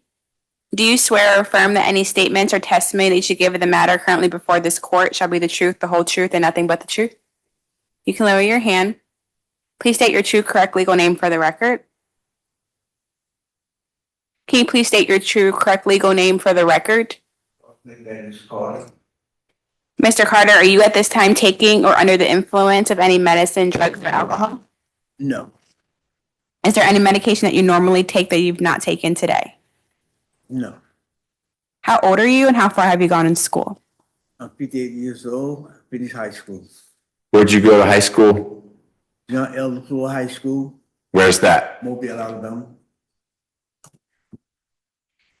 Mr. Carter, are you able to read, write, and understand the English language? Yes. Do you understand that you've been charged with the following offenses? It is 13 counts of theft by taking misdemeanors and 13 counts of criminal damage to property in the second degree. Yes. Do you understand that you have the right to plead either guilty or not guilty to these charges? Yes. Do you understand if you plead not guilty or remain silent and refuse to enter a plea, then the state is required to prove the charges against you at a jury trial? Yes. Have you had enough time to speak with your lawyer about all the charges in this indictment to include the facts and circumstances related to the charges? Yes. Do you need any more time to discuss the case with your lawyer? No. Are you satisfied with your lawyer's services? Yes. Counsel, do you waive formal reading of the indictment and waive any and all defects for purposes of the plea? We do. Mr. Carter, do you remember having been arrested on these charges? Ma'am. Do you remember being arrested for these charges? Yes. Has your attorney advised you of the minimum maximum sentence for each charge which you're pleading guilty to today? For the theft by takings, the range is 1 day to 12 months. And for the criminal damage to property in the second degree, the range is 1 to 5 years. Yes. Do you understand that your pleading guilty today is called a non-negotiated plea and that the state may recommend a sentence to the court even without you having agreed to it in advance? Yes. Judge, the state's offer in this case is 5 years to serve 1 in custody with the balance probated. Special conditions are 100 hours of community service, a drug evaluation and treatment as prescribed, and restitution to Capitol View Apartments in the amount of $1,521.56. That's pretty precise. I had the bill in front of Okay. me. Are you aware that that's the state's offer in this case?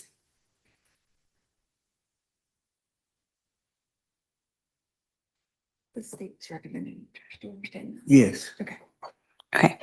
Do you understand that the court can impose a sentence authorized by law, including a higher sentence and recommended by the state up to the maximum sentence on each charge? Yes. Do you understand that if you enter a non-negotiated plea, you have a right to withdraw your plea once the court enters its sentence if you are not in agreement? Yes. Do you understand that this is a guilty plea which is permanently recorded on your criminal history? Yes. Are you currently on probation or parole anywhere? No. Do you understand if you're placed on probation of any kind, you cannot violate any criminal laws of any governmental unit? Yes. Do you understand if you're placed on probation, you must follow all the special conditions of your probation? Yes. Do you understand that if you fail to follow the special conditions of your probation, then you'll be subject to revocation of that probation for the balance of your sentence? Yes. Do you understand that you are not allowed to possess or use a firearm while on probation? Yes. Are you a United States citizen? Yes, I am. Do you understand that by entering a plea of guilty today, you're waiving any and all defenses to include any mental health defenses? Yes.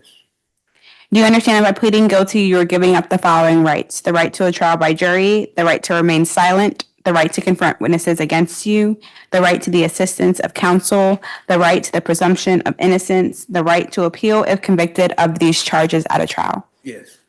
Is it your decision to waive these rights and enter a guilty plea today? Yes. Has anyone forced, threatened, or promised you anything to get you to enter a guilty plea? No. Is it your decision to enter a guilty plea because you are in fact guilty? Yes. Mr. Carter, how do you plead to the 13 counts of misdemeanor theft by taking and 13 counts of criminal damage in the second degree in indictment number 24 SC 005514? Guilty. Is this guilty plea freely and voluntarily given with full knowledge of the charges against you? Yes. Do you understand that you only have a limited right to appeal this guilty plea conviction? Yes. And do you understand that if you wish to challenge the voluntariness of your guilty plea, you must do so by filing a habeas corpus petition? Yes. And do you understand that for a felony charge, you have 4 years from today, and for a misdemeanor charge, you have 12 months from today to file that petition? Yes.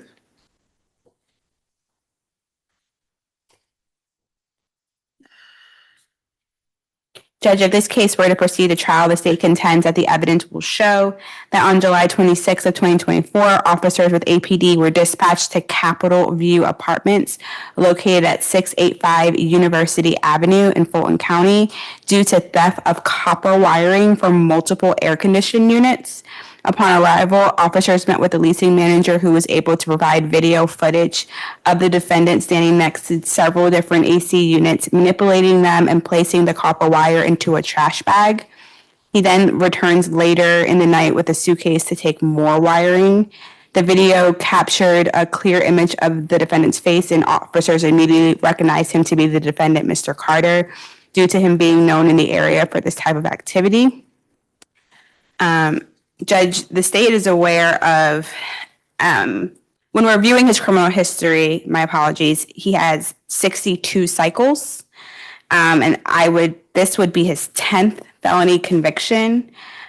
He has some previous theft felony convictions, as well as, I see a lot of drug convictions. He also has several theft by taking misdemeanor arrests and convictions, as well as several probation violations. In addition to that, he has an unindicted aggravated assault that he was on bond for. It's unindicted. He was that incident occurred in March of 2024. He was, I believe, on bond in that case. I don't know if he Actually got dismissed after the Gotcha. So, counsel indicates that it was likely DWAP'd at prelim due to officer no-show, but it's still showing as an unindicted 2024 case. Okay. And so that is the reasoning for my recommendation is the very lengthy criminal history and this history of thefts is the reason why I am recommending a year in custody. Okay. Good afternoon, Ms. Jackson. If you could tell me the 3 most recent felony convictions, if that's easy to sort out. Yes, sir. There was one in 2012, 2 counts of burglary. And there was one in 2008 out of Alabama for burglary. And there was one in 2006 for possession of tools for commission of a crime. And do you have a similar-ish number of cycles, over 60? And yes, I have 72. There's some history out of Florida and Alabama. Okay, thank you so much. Yes, sir. Ms. Wood. Thank you, Judge. Mr. Carter is 58 years old. He's originally from Mobile, Alabama. He's lived here in the Atlanta area for the past 40-ish years. He is a high school graduate. He has done landscaping work in the past, although right now, prior to this arrest, he was unemployed and working on getting linked up with the VA to receive some benefits. He is a Navy veteran. He served honorably for 7 years. He also wanted to share with the court that he recently completed some alcohol treatment classes while he's been incarcerated. He is in a wheelchair, Judge. He's got surgery coming up. I believe he's scheduled for next week to have surgery completed. He has done collectively 192 days on this case. He was booked in last year for 79 days. He was released on October the 19th. And then, of course, he missed court earlier this year. So he's been in custody since February 4th of this year. Judge, I am asking, Mr. Carter wants to ask for a restitution hearing to be set down. And he's also asking that the court consider waiving probation fees since he is working on getting benefits set up. And otherwise, we're asking for 5 years probation to serve 6 months, Judge, with credit for what he's already done. Got it. Thank you for all that. Mr. Carter, for what are you having surgery? I'm having surgery for a hernia, a mesh implant put in my intestines. Okay. Is that why you're in the wheelchair, because of the hernia? I can't walk. Okay, because of the hernia? Or do you have a bad knee, or I can't see you sitting there. I got a bad hip. My hip deteriorated. It's hard for me to walk now. Okay.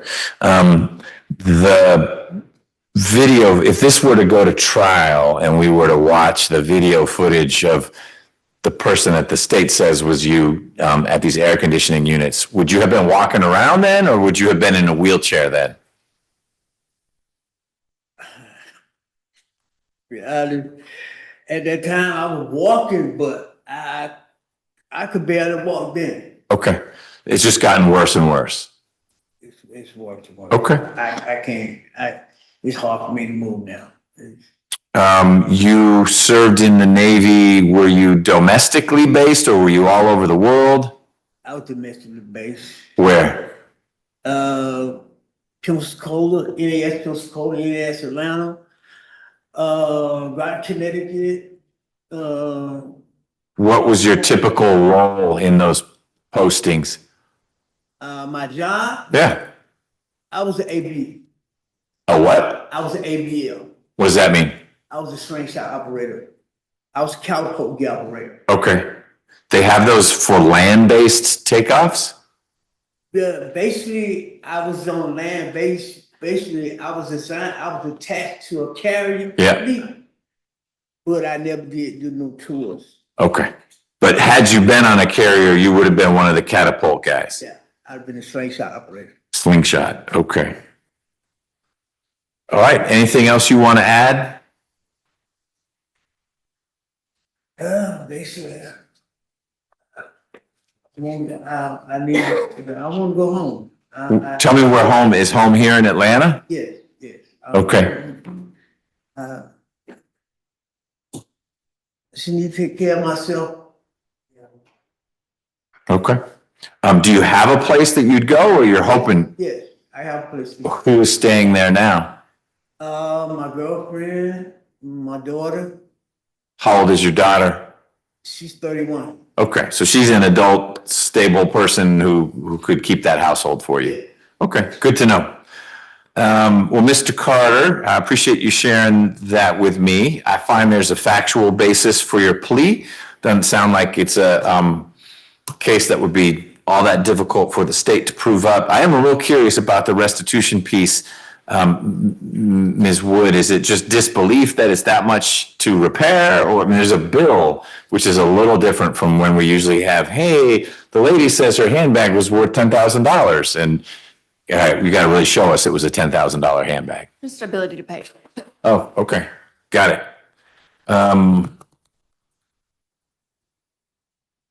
How does that work, Ms. Simpson? If the challenge isn't to the dollar amount, it's here's someone who is on probation, who's getting government benefits, and so income is limited to basically what the government is paying this person. How does a probationer avoid getting in trouble with probation for not paying restitution when he doesn't have the money to pay, if that makes sense?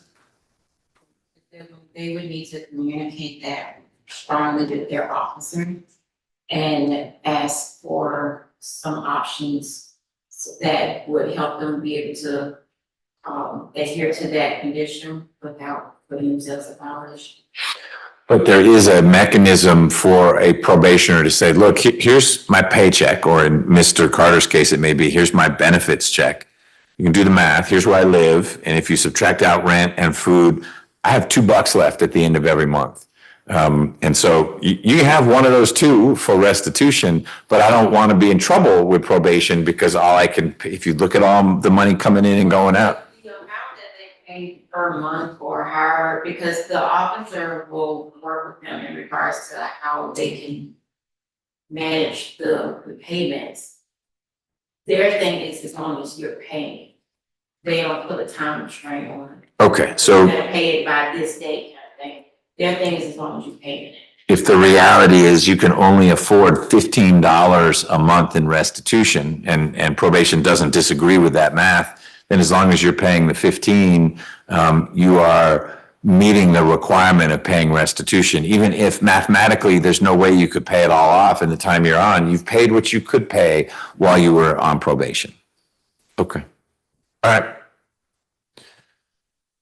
So, Mr. Carter, I find there's a factual basis for your plea and that your plea is knowing and voluntary. Voluntary means no one's forcing you to enter this plea, and knowing means you've understood everything we talked about. Is that a fair statement? Yes. No questions?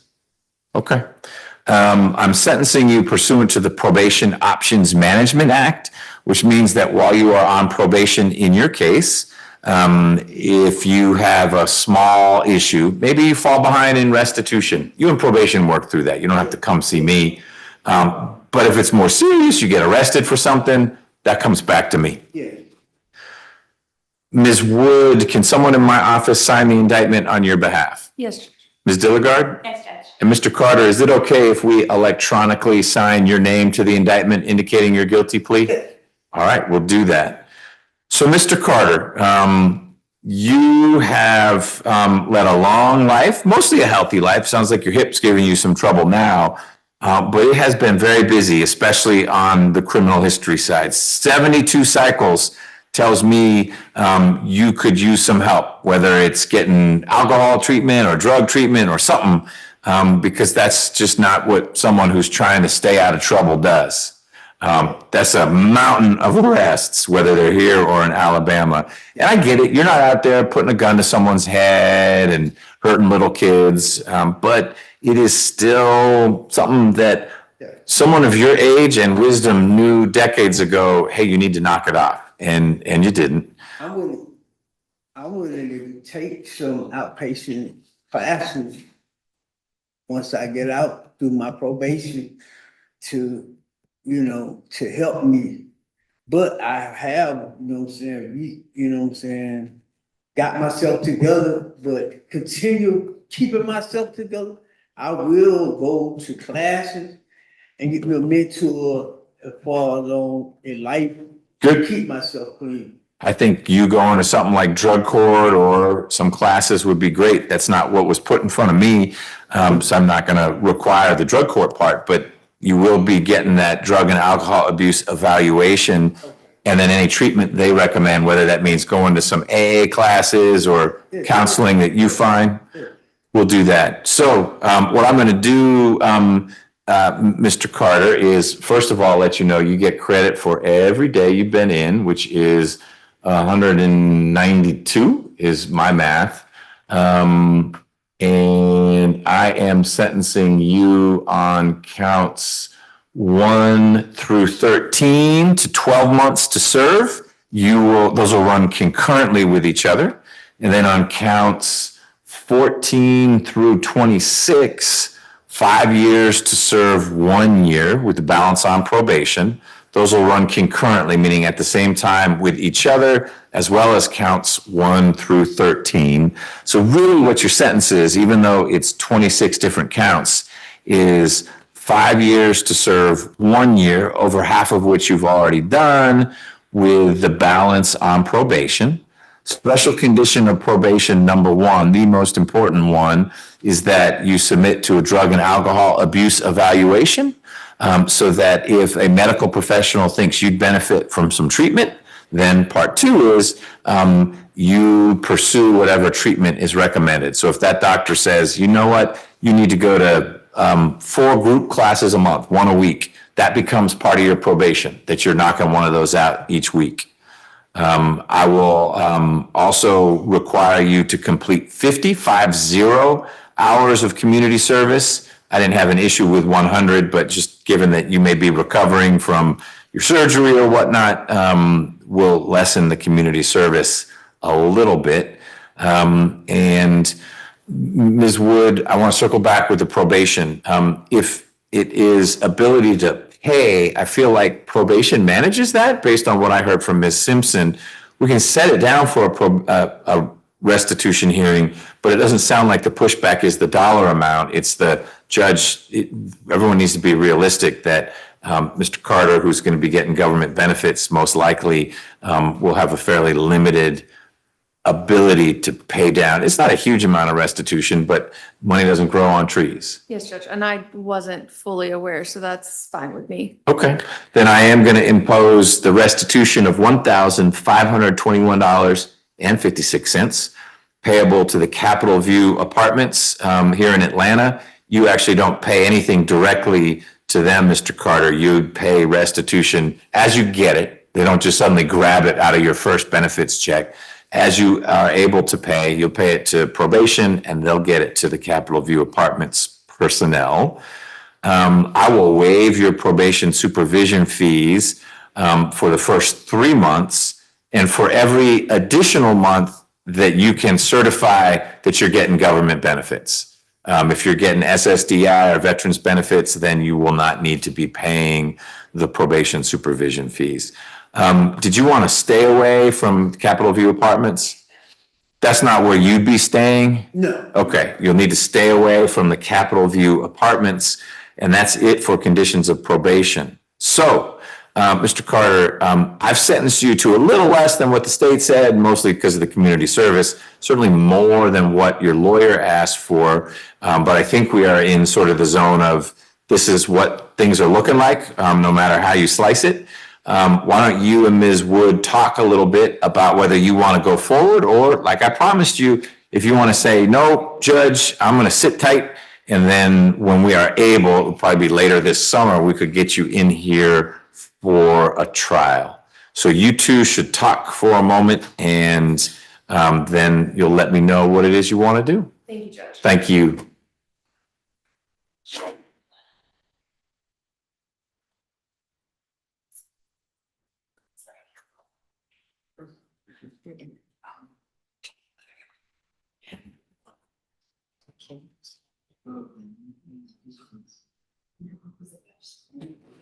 Ms. Dilligard, if you need to go be with your 70 interns, I bet Ms. Winfrey can be here when he says yes or no, and we'll let you know what, not that you'll be around for the trial anyway, but we'll let you know whatever he says. I thought I was gonna get out of it. Really? We're getting an intern too. I'll be here next week. Excellent. What's this person's name? I don't know. I have to. You're that tight, huh? This is Ben, the intern. Ben Smith, up from Toccoa. He is a rising 3L at UGA, and he'll be splitting his summer between me and Judge McAfee. So he gets 2 fun weeks, then 2 boring weeks, then 2 fun weeks. He'll be here through, was it most of July? I don't remember, something like that. August, okay. So we'll be watching some court, but because Toccoa isn't near here, he'll do some of that virtually as well. Welcome to Fulton. Mm-hmm.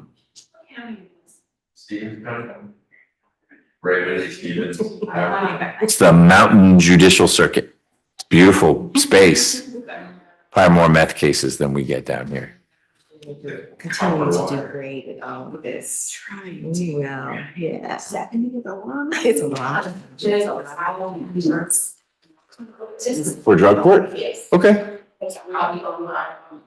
Oh, yes. Oh, it's like tomorrow. Yeah. Great. I haven't looked at the reports. I didn't get the thing from Ms. Johnson about people who are in trouble. Any terminations? No, there aren't any terminations. Okay, maybe that's why she didn't have her list. This is second chance on the third, and it's a jury. Oh, okay. But the jury box, oh, meaning that's the sanction is the jury box. Oh, okay. Who's getting a third chance? I thought that was interesting. Oh, what if I recognize the name? You will. Oh, she did send a court report. You didn't get it? No, I have the court reports. It's this giant thing. But Ms. Johnson sends this list of the people who are in trouble, the big sanctions. I didn't get one, but it was a weird weekend. She usually sends that on Monday. Thursday, Judge. Bye. Well, that's okay. You can let me know. Can we bring Mr. Wade out, or we don't have enough? Is Ms. Wood back there? She is. She's just breaking bread with Mr. Carter about what to do here.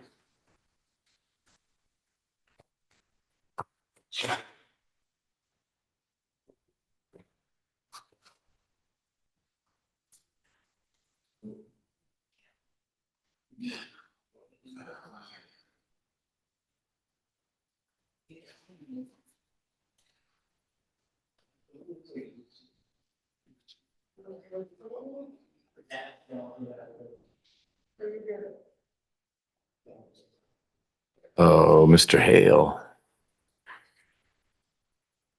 Oh, you just let it go. The Mr. Hales just came in, yeah.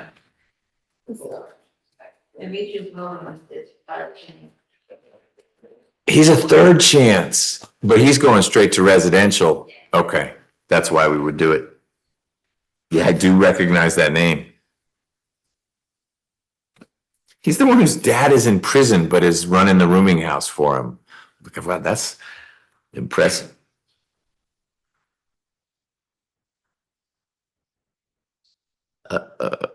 Mr. Hale. Hmm.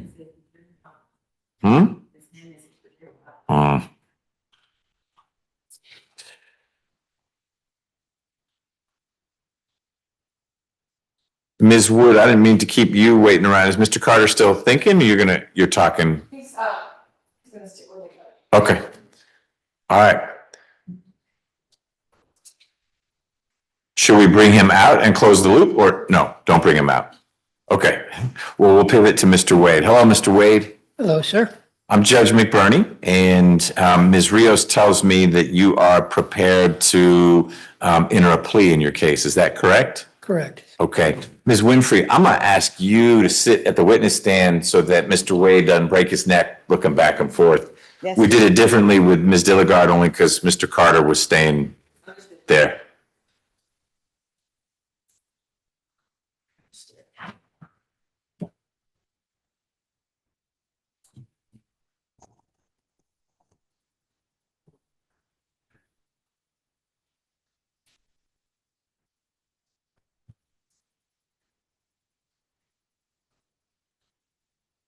Okay, Mr. Wade, your case is 24 SC 006527, State versus Alan Wade. You and Ms. Rios are here in court, and Ms. Winfrey, who is the prosecutor on your case, is also here.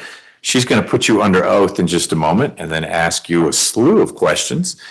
You need to answer those questions truthfully and completely. You also need to let me or Ms. Rios know if you have questions of your own. Will you do that? Yes, Your Honor. Okay, great. Anything that's confusing you or you're not understanding, you make us pause just by saying, hey, raise your hand, nudge your lawyer, and we'll work through that. Ms. Winfrey, when you're ready. Thank you, Your Honor. Mr. Wade, will you raise your right hand, please? Yes, to the best of your ability. Do you swear or affirm that the testimony you are about to give in the matter pending before this court shall be the truth, the whole truth, and nothing but the truth so help you God? Yes. Yes. You can put your hand down. Please state your true, correct, and legal name. Alan Wade. And Mr. Wade, Sometimes for business purposes, I use my middle name as well, Alan Eugene Wade. okay, thank you, Mr. Wade. Are you at this time taking or under the influence of any alcohol, drugs, or medicine? No, Is there a medication that you normally take that you have not been given today? not unnecessarily. There are a couple of pills this morning in pill call that were missing, but they don't have any major effect. They were mostly for diabetes control. Do you take any medication that's related to any mental health diagnosis you've ever had? No, Your Honor. Okay, and does any of the medication you take when they give it to you cause you to be drowsy or woozy or disoriented? Unfortunately not. It'd be nice to get some more sleep. Okay, well, they can help you with that later on. Mr. Wade, how old are you and how far did you go in school? I am 60 years old. I'll be 61 in December, and I had a couple of years of college. Are you able to read, write, and understand the English language? Yes, ma'am.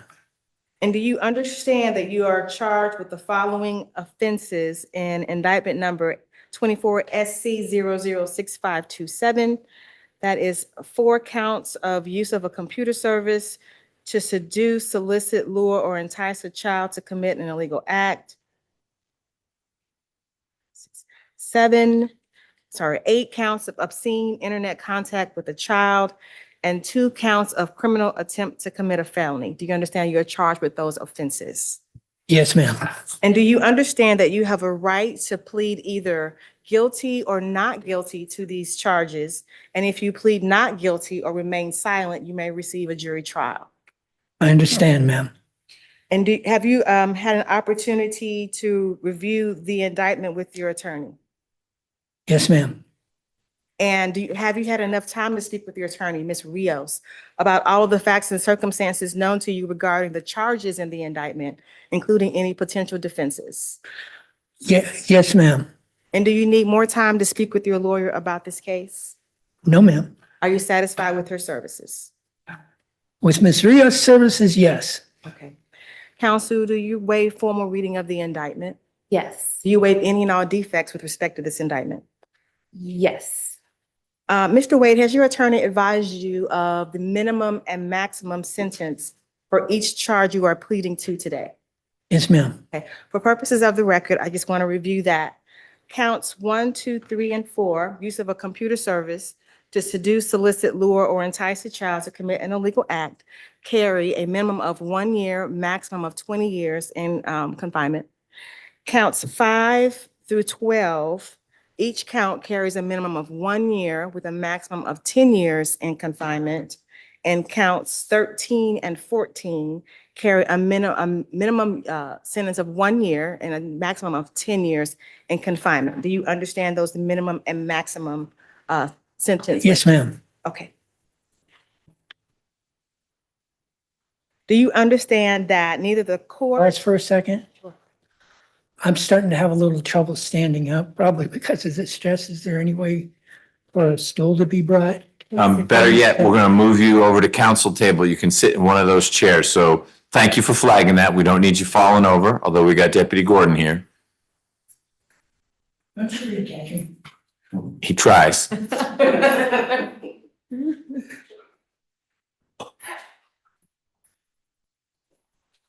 My apologies for the interruption. Not an apology. I appreciate you letting us know. The last thing we need is someone falling out. Let me do this.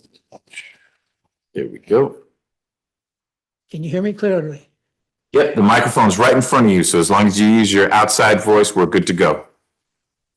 All right, so we had covered what the penalties were for the 14 different counts. Thank you, Judge.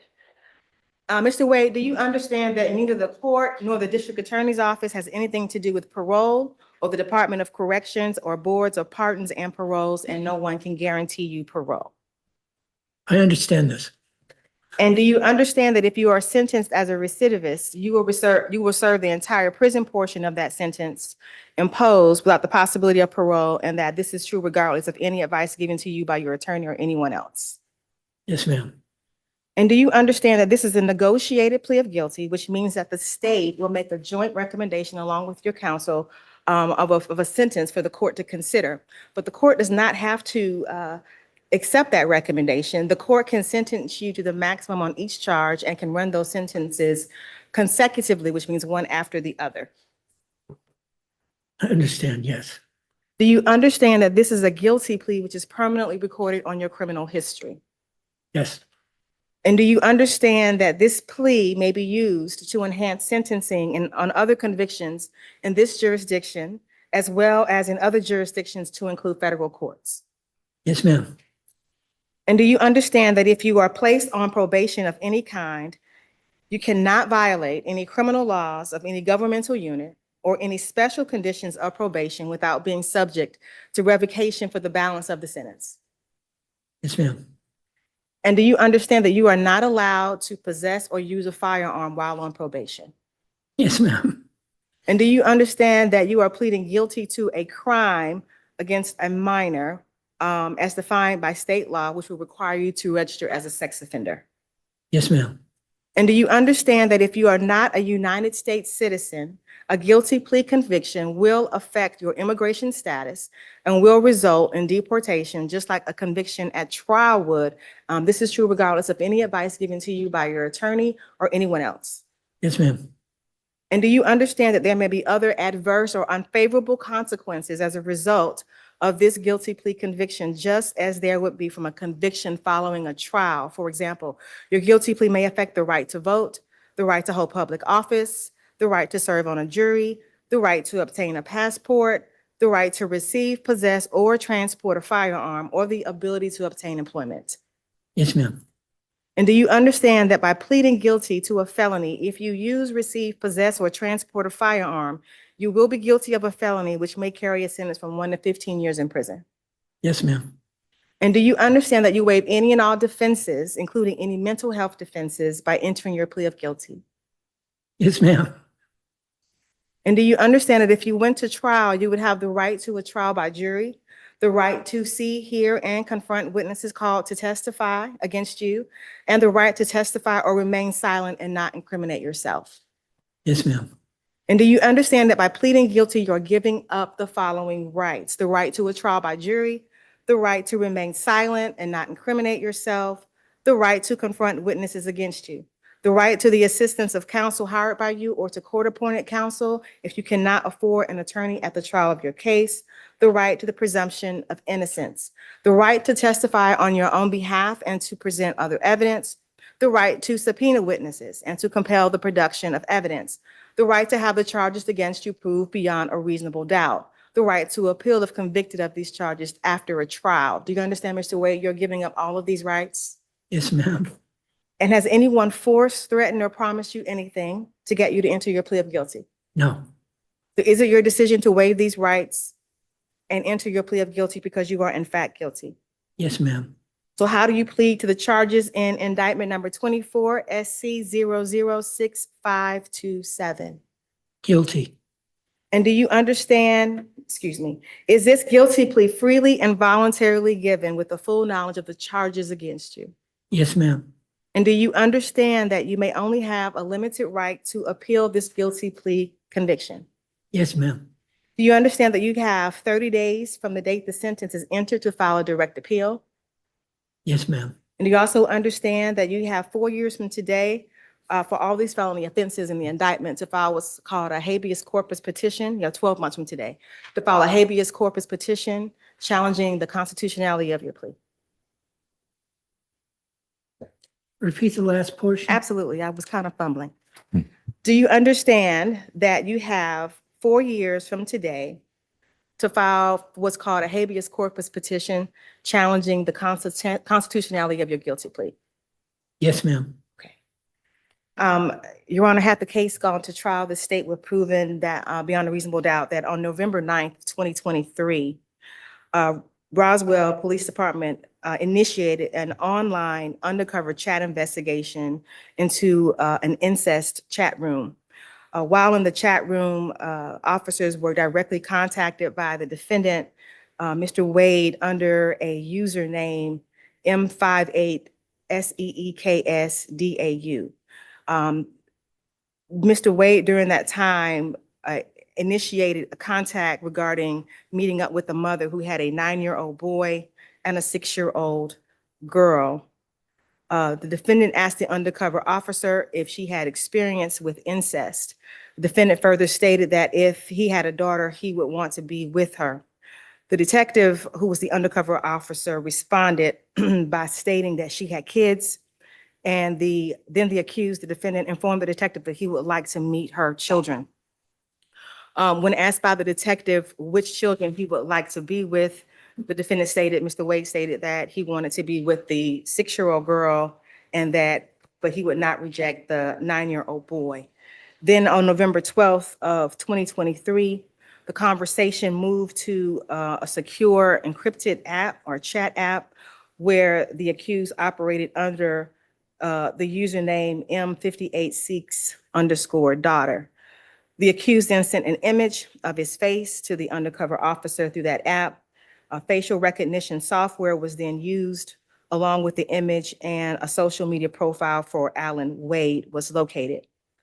The defendant, Mr. Wade, asked the detective, who was at that time operating as the mother of the children, that he wanted to hug and do maybe more with her children.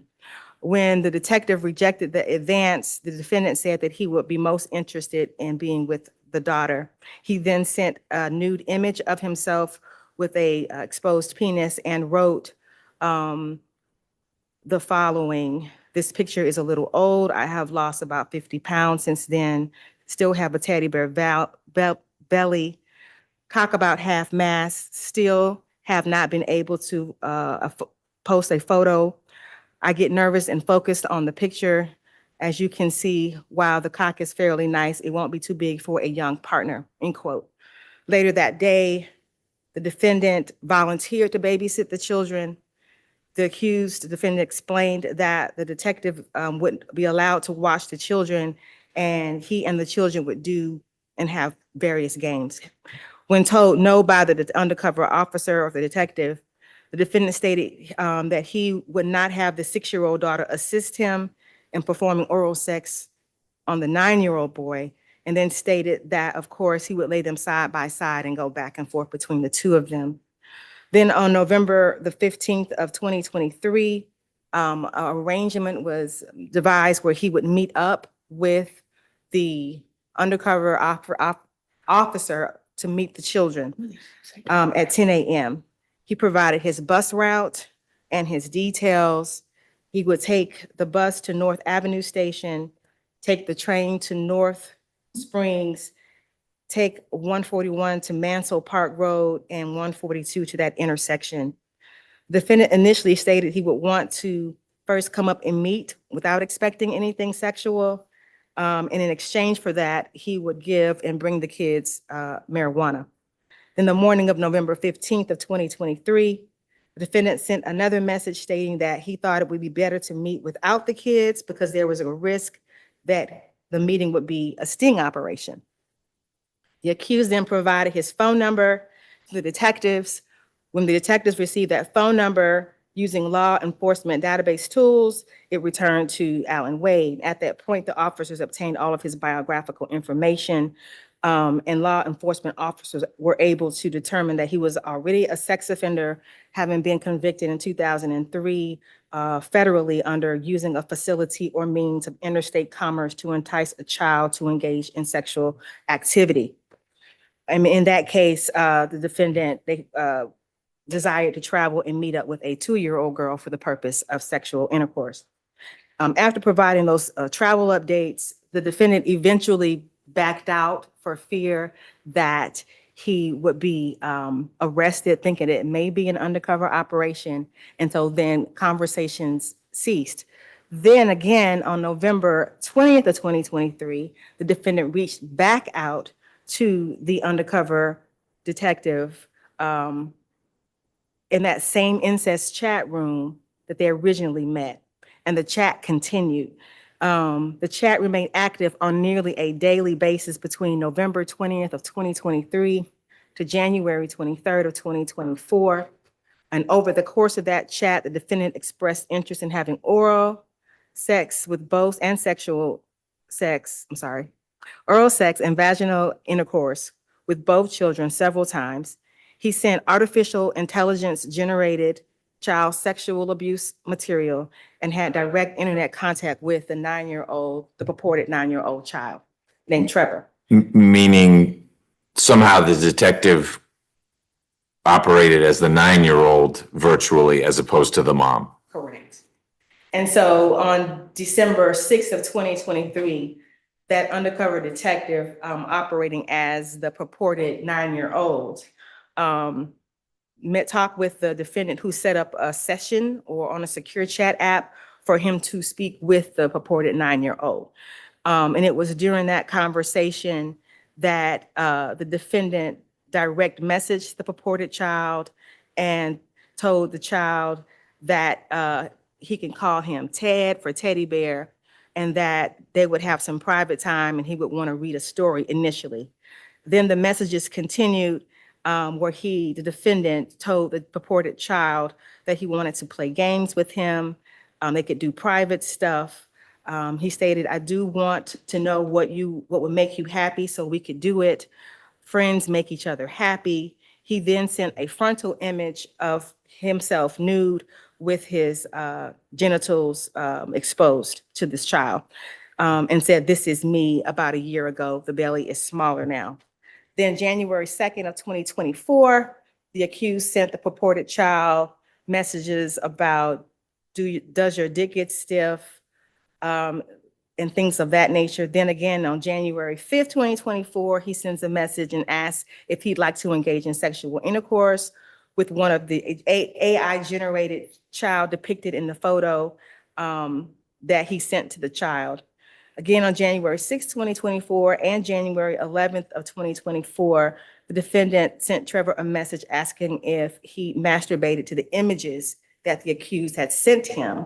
And then in January 9th of 2024, the accused sent another message to the purported child asking if he would engage in masturbation or oral sex with his 6-year-old sister.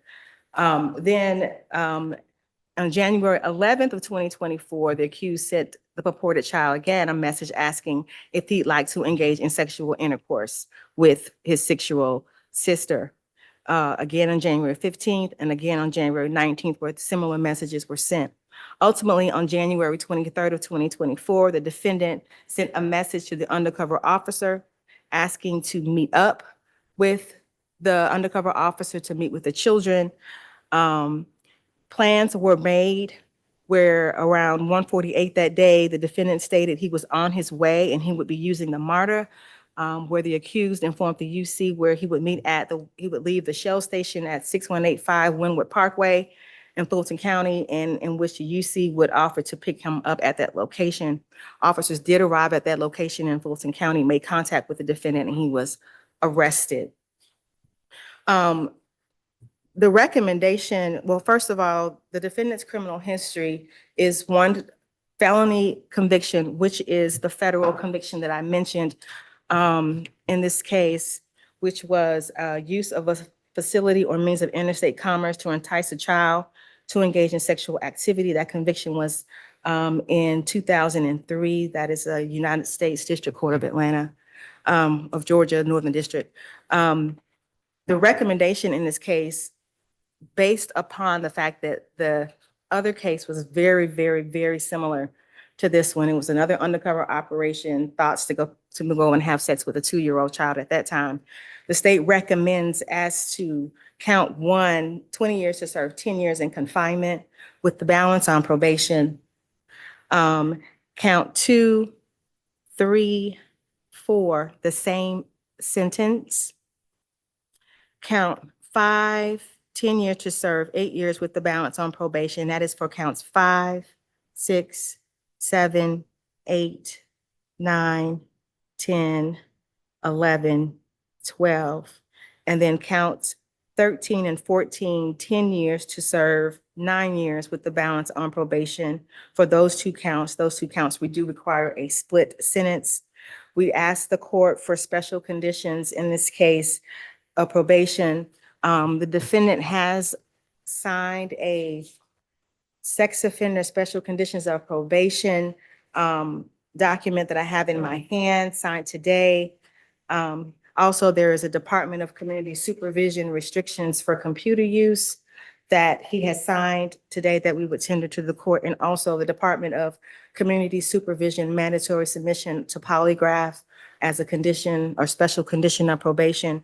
Of course, we'd ask that he have no contact with minors, no pornographic material, and comply with all terms of probation, to include no access to social media websites during the term of probation. We also ask for a $5,000 fine. We ask the court to accept the recommendation as negotiated.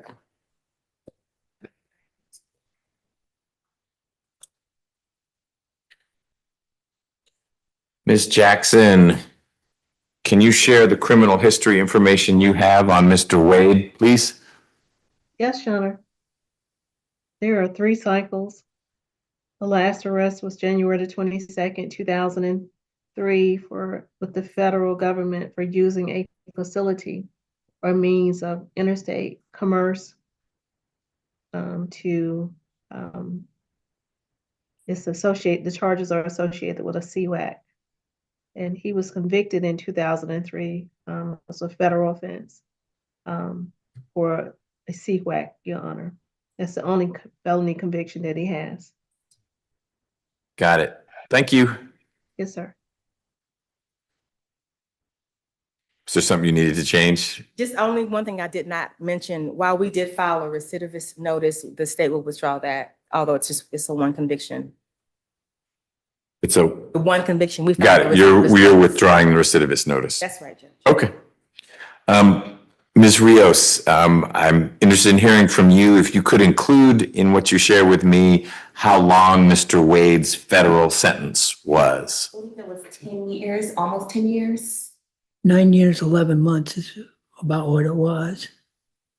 Okay, that's an odd one. And usually those sentences are in months and it would be Yeah, well, the 100. original sentence was 115 months, and I got, You got good time. yeah, I got good time. Okay, got it. So 115 months would be less than 10 years, and you didn't do all, 120 months gets you to 10 years, and your sentence was 115 or 150, 150? I have it was 115 months, Judge. 115, okay. And then you got the good time, so you were out a little before then. Right. Okay, Ms. Rios? Yes, Your Honor. Mr. Wade is 60 years old. He's been in Atlanta area for about 25 years. Before this incident, he was working at CKS Packaging, and he was doing inspection of the bottles, the packaging of the bottles.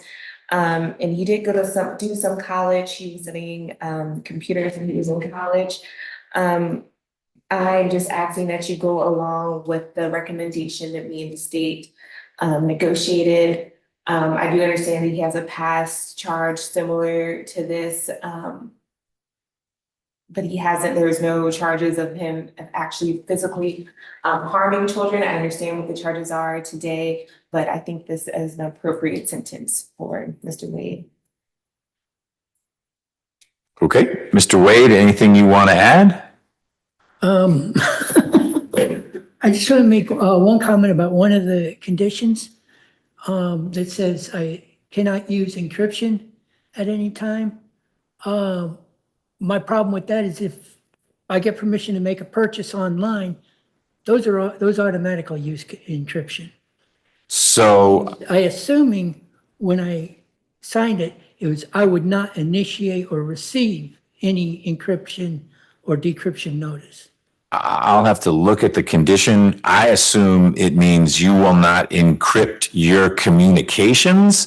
So if you're chatting with someone, it would be in a way that if the Department of Community Supervision said, let's see who you've been chatting with, they could read it and you wouldn't say, too bad, I use Snapchat. And so one, it's been destroyed, or two, it's encrypted and there is no way to decrypt. Only the recipient could read it. That type of communication would certainly run afoul of the level of supervision to which probation is entitled in a case like yours. So I don't think it contemplates you go to Amazon and you buy a t-shirt and a charging cord. Some of that interaction may be encrypted to protect your credit card number. I don't think that's what it's talking about.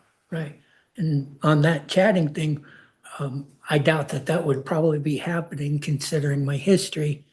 And I would have to have monitoring software on a computer anyways.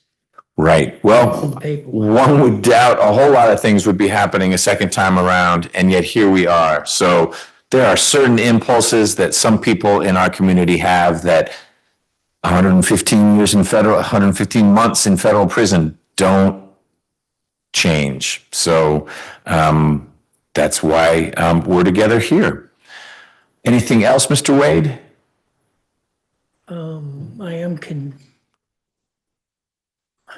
I just drew a blank.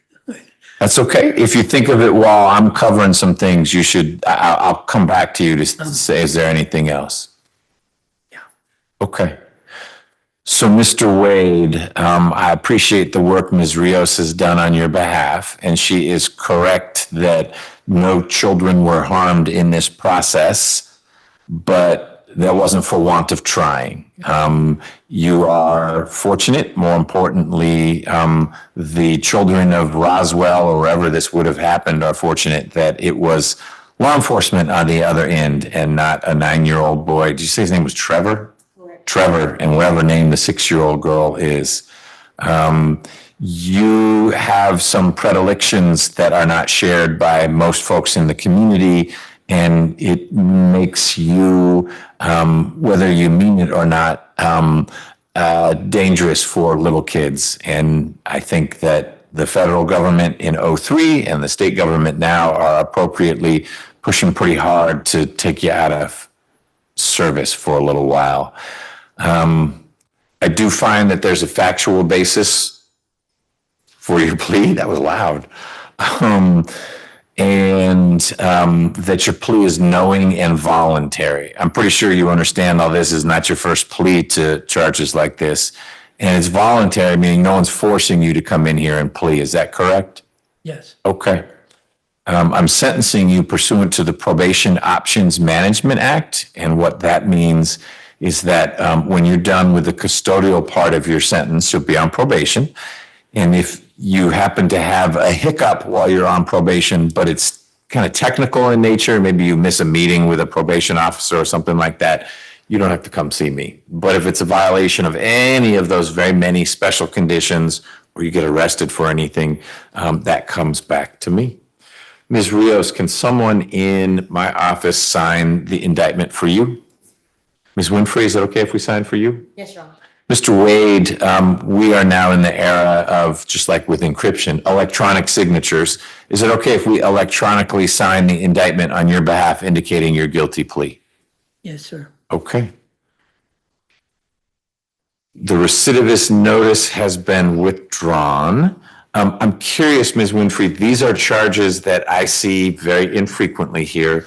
And I think it was only the last two counts that you said have to be split sentences, which was, is that only, I mean, it would have been the child molestation that's behind all this, but it's the criminal attempt to, and so it's,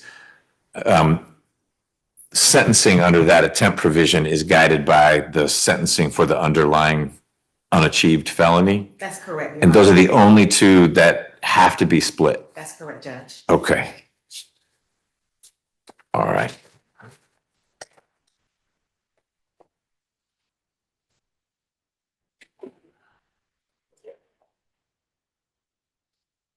So, Mr. Wade, I am going to sentence you on counts 1 through 12 to 10 years to serve. They'll all run concurrently with each other, and you'll get credit for the time you've served. Counts 13 and 14, I'm sentencing you to 10 years to serve 2 years with the balance probated. Those two sentences run concurrently with each other, but consecutive to count 1. So my overall sentence for you is 20 years to serve 12 years with a balance on probation. You'll be subject to the many special conditions of those forms you've already filled out. You shall have no contact with minors. I think that's one of those conditions anyway, but I'll just repeat it, that your life and the lives of people under 18 may not intersect virtually or physically or anything like that. Is the fine mandatory, or the fine was an additional penalty you were seeking? It's an additional penalty. Both actually counts. Use of a computer service carries a maximum, or the maximum fine is $25,000, and then obscene internet contact with a child carries a maximum fine of $10,000. So the state requested something about $5,000. Okay, but they're not mandatory fines, they are permissive fines. That's correct, Judge. Okay, all right. I'm going to set your fine at $2,000, Mr. Wade. You're not going to be making much money over the next few years. And, pardon me? Or even after I get out. Yep. Fire me, no place will allow me to live. But your inability to pay a fine is never a basis to revoke your probation. Of course not. So don't worry about that. I think that's more symbolic than anything else, just demonstrating again the disapproval of what this case is all about second time around. Ms. Winfrey, anything else in connection with Mr. Wade's sentence? No, Your Honor, but I would like to tender those forms for the court that. Okay, these are all the supervision provisions to which Mr. Wade has agreed and he signed? Yes, Your Honor. Thank you. Ms. Rios, anything else in connection with Mr. Wade's case? So Mr. Wade, the sentence I imposed was a little more severe than what was negotiated. You are early enough in this process, meaning this time around through this set of charges, that if you want to withdraw your plea, you have the ability to do that. I'm going to ask you and Ms. Rios to talk for a little bit so she can give you her thoughts about, do you really want to go to trial, or this is one we can win, or who knows what. And then I'll need you to come back here and Ms. Rios can tell me whether you want to go forward with the sentence that I've imposed, or if you want to exercise your right to withdraw your plea, and we'll see you at trial. Told me no need. No need, as in you're going forward with the plea? Going forward with the plea, Okay. while it is 2 years more than originally negotiated, it's actually only because you chose consecutive instead of concurrent. So there is no need for for us to have a conversation. Okay. The sentence is appropriate. Okay. Well, I appreciate your assessment of that. If there is nothing else, then Mr. Wade, I'll sign this paperwork and we will get you out of Rice Street soon and get you into GDC custody. Ms. Winfrey, thank you for being here on this case. And Ms. Rios, thank you for your work on the case. Thank you, Your Honor. Oh, one last thing. You had forgotten something that you wanted to say. Did you remember it, or it's not germane anymore? It's way gone. It's way gone. Okay. Thank you, Mr. Wade. One problem I have is I'm getting to the point where the memory's starting to go. Yeah. So a lot of my memories didn't match with what she said, but what I remember about everything is it tells the same story. It does, and Whether the story is done with different words, it's the same story. you're right, and it's all saved on the detective software. So whether you remember it or not, if this were a trial, Ms. Winfrey would put up this message from you and this chat from you, and the jurors would read it and become increasingly uncomfortable with the situation. So here we are. Yeah. All right. Thank you. Your Honor, I put my business and I think it's. Yes, ma'am. Thank you.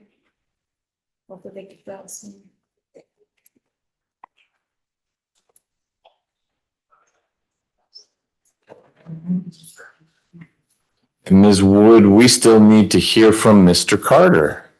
Oh, he's good. Oh, he doesn't, you are happy putting on the record that he is sticking with the year rather than the 6 months? Correct. Okay, then we're done.